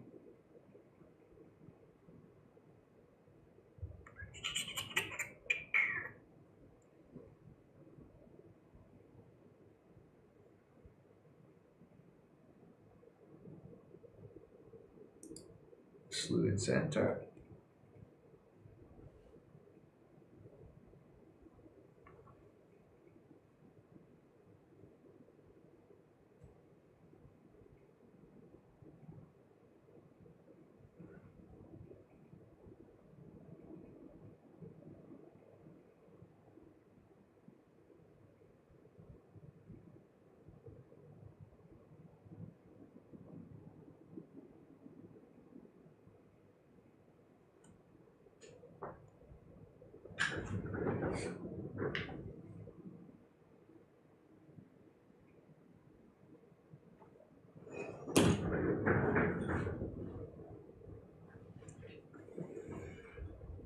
What is going on? It's taking forever.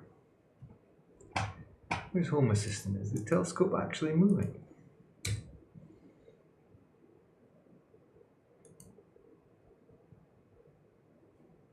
Oh yeah, there it goes. What a bad day. I wonder if my network switch is getting too hot in here, because it's like an oven. That could be the problem.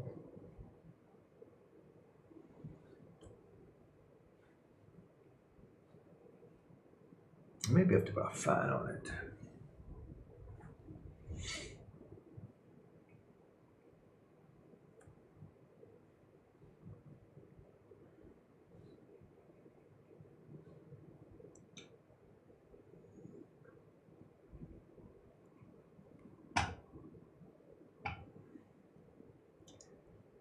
So let's start at the guiding. Guiding is not 0.95, which I'm surprised is as good as that this evening.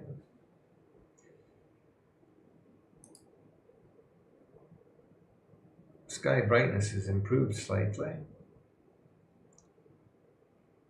I wonder if we got a little bit of cloud came through earlier on, or hazy.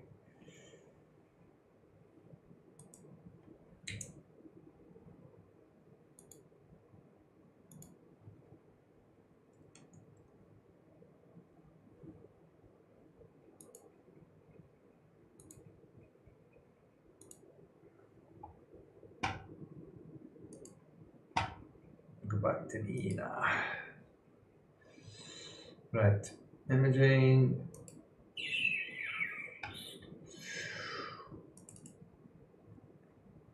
$60 seconds will be too bright. Let's try 45. Start.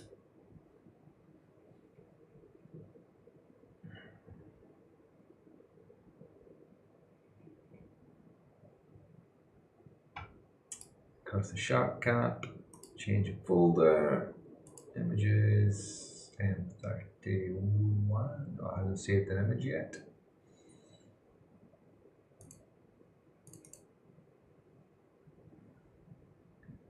How long to go? 15 seconds.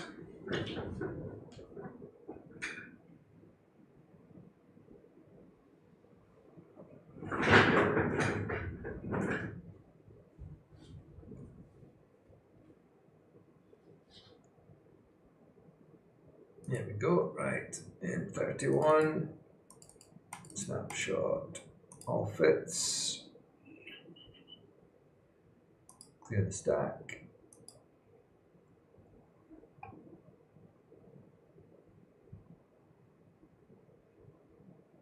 start the stack,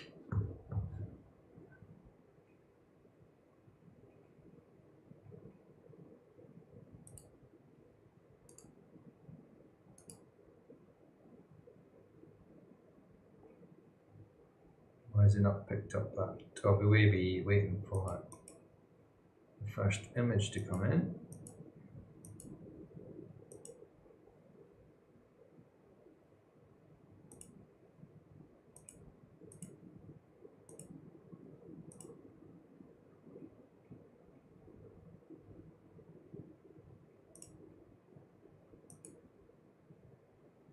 That looks terrible.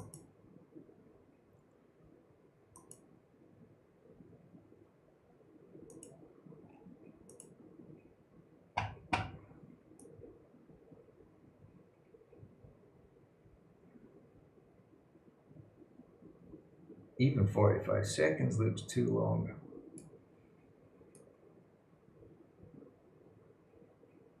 Blowing out the core big style.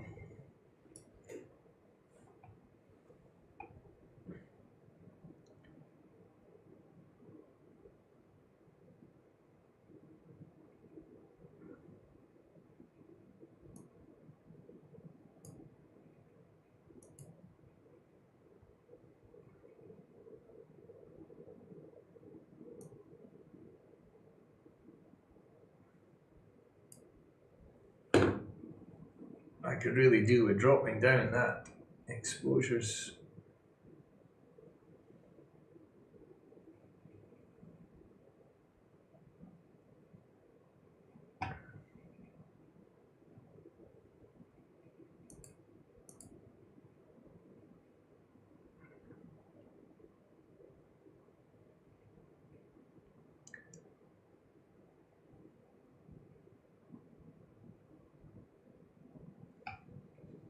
Alright Ollie, cheers, have a good one, look after yourself in the land down under.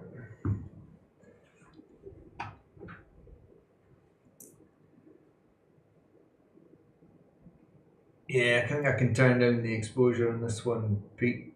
It's blowing out the core big style. So I can pause the stack. I can then go across the Nina. Stop this. Let's drop this down to Let's try 30 seconds, maybe not gain back a bit. 100. Camera cooling is on, isn't it? Yeah. 85% cooler power just to hold it at minus 4.8. Now if I go to the folder, M31, let's get rid of all that. 60 seconds and 90 seconds, they were probably killing it. And let's start it off, see what we get here.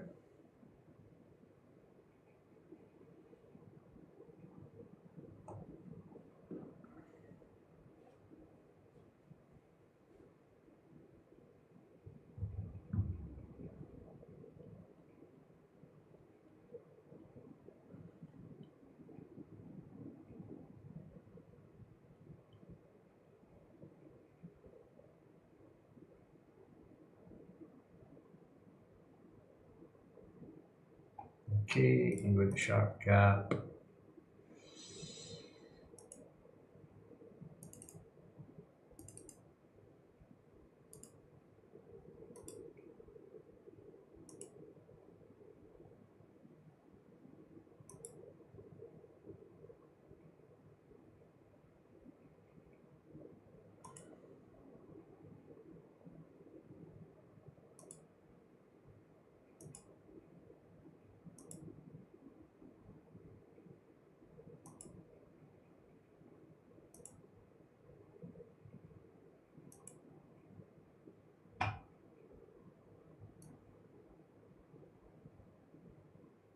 That stretch is still blowing out the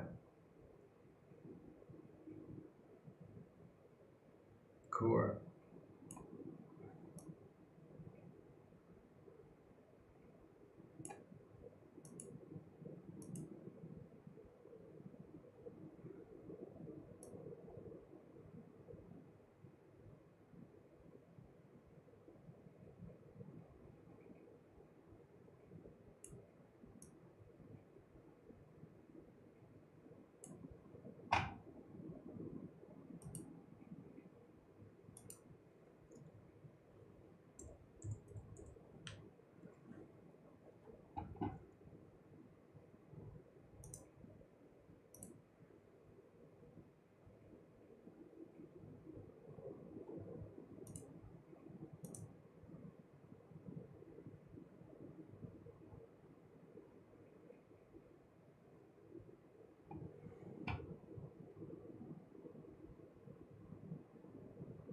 Definitely looks better just a single exposure than in Nina.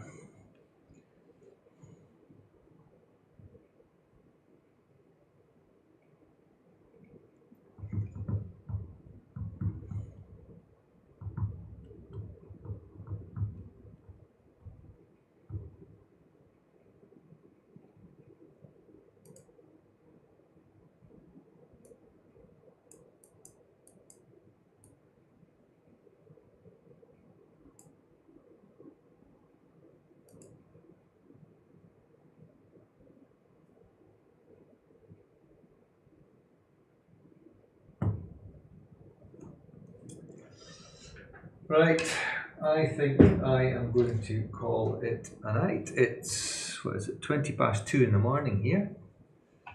I'm running out of water, dying of thirst, need to go to my bed.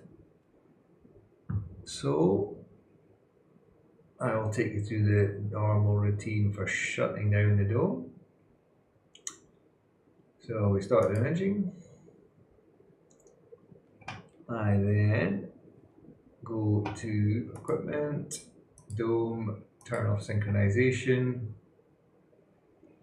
send the dome home.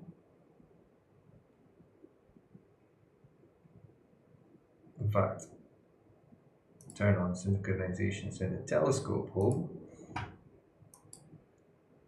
And if we pull up Home Assistant,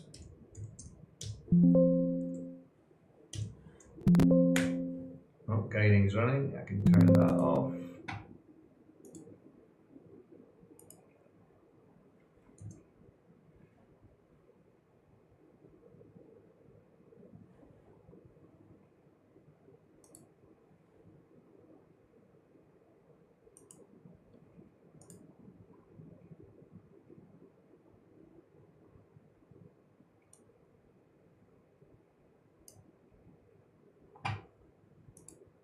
So telescope, stop the tracking, visit home, got the dome, we can see all the shutter and everything there, so let's close the shutter and hopefully it will close. Yeah, it's starting to move, we can see it there in the middle images.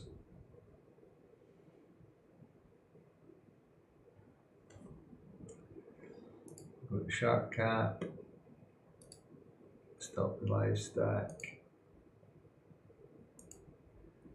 disconnect the folder monitor, close sharp cap,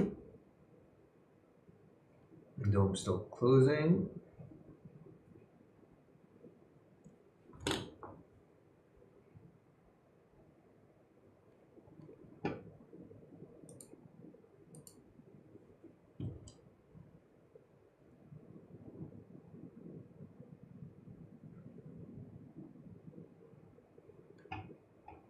And is it closed? It's nearly closed. So we can see in the security camera, the monitoring camera, that the dome isn't quite on the shutter, and that's where I use this webcam down here for. And that's not pointing the right way. That's for looking at the AC unit, which is not there at the moment.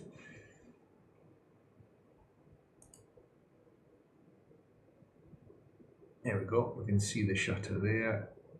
That's not far off, so it needs to go to the right a couple of degrees. Turn off dome tracking and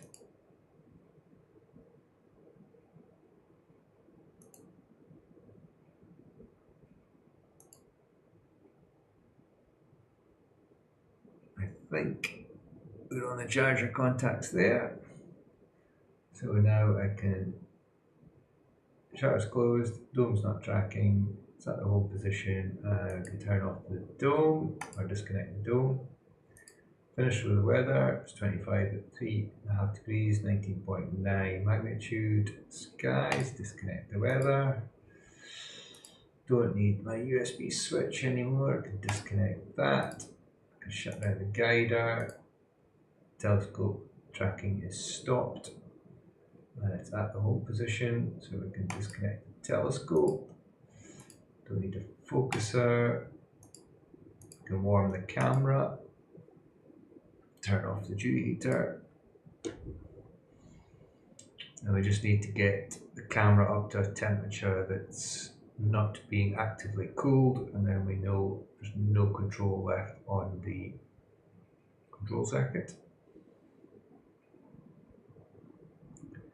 Just wait for this to drop.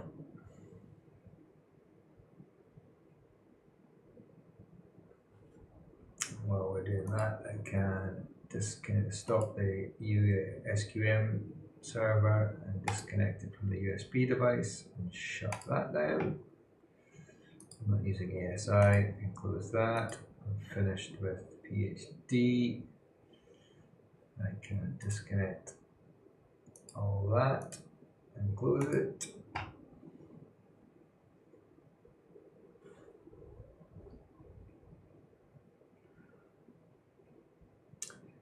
Now we're just coming through the 0 degrees.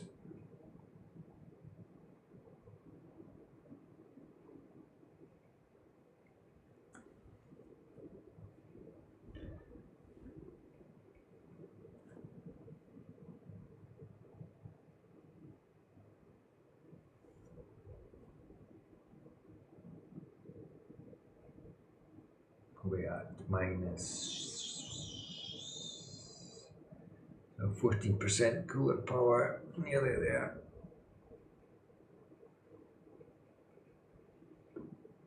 So we warm the camera so we don't get thermal shock and crack the UX sensor.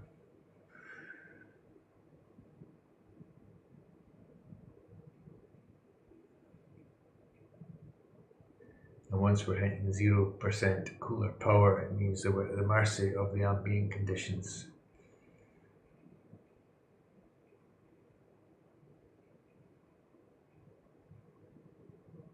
Okay, so the cooler is no longer actively cooling the sensor, so we can disconnect the camera, and that's as finished with Nina. So we can close that. Everything is disconnected. Look at that, and in CPWI, we can just check the telescope. The tracking is disabled. We should be at the home position, but I can just check that by going home. And we can see in the observatory, everything looks like it's back to normal. We can turn on the IR outside, turn them both to auto. Can close CPWI, disconnecting the mount. And shut down the PC.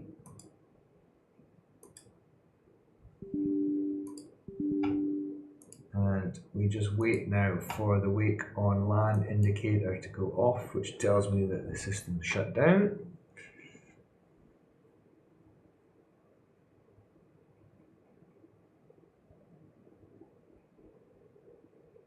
And while that's doing that, we can turn off the power to the shutter, turn off the rotator, turn off the camera, turn off the mount, and turn off the hub.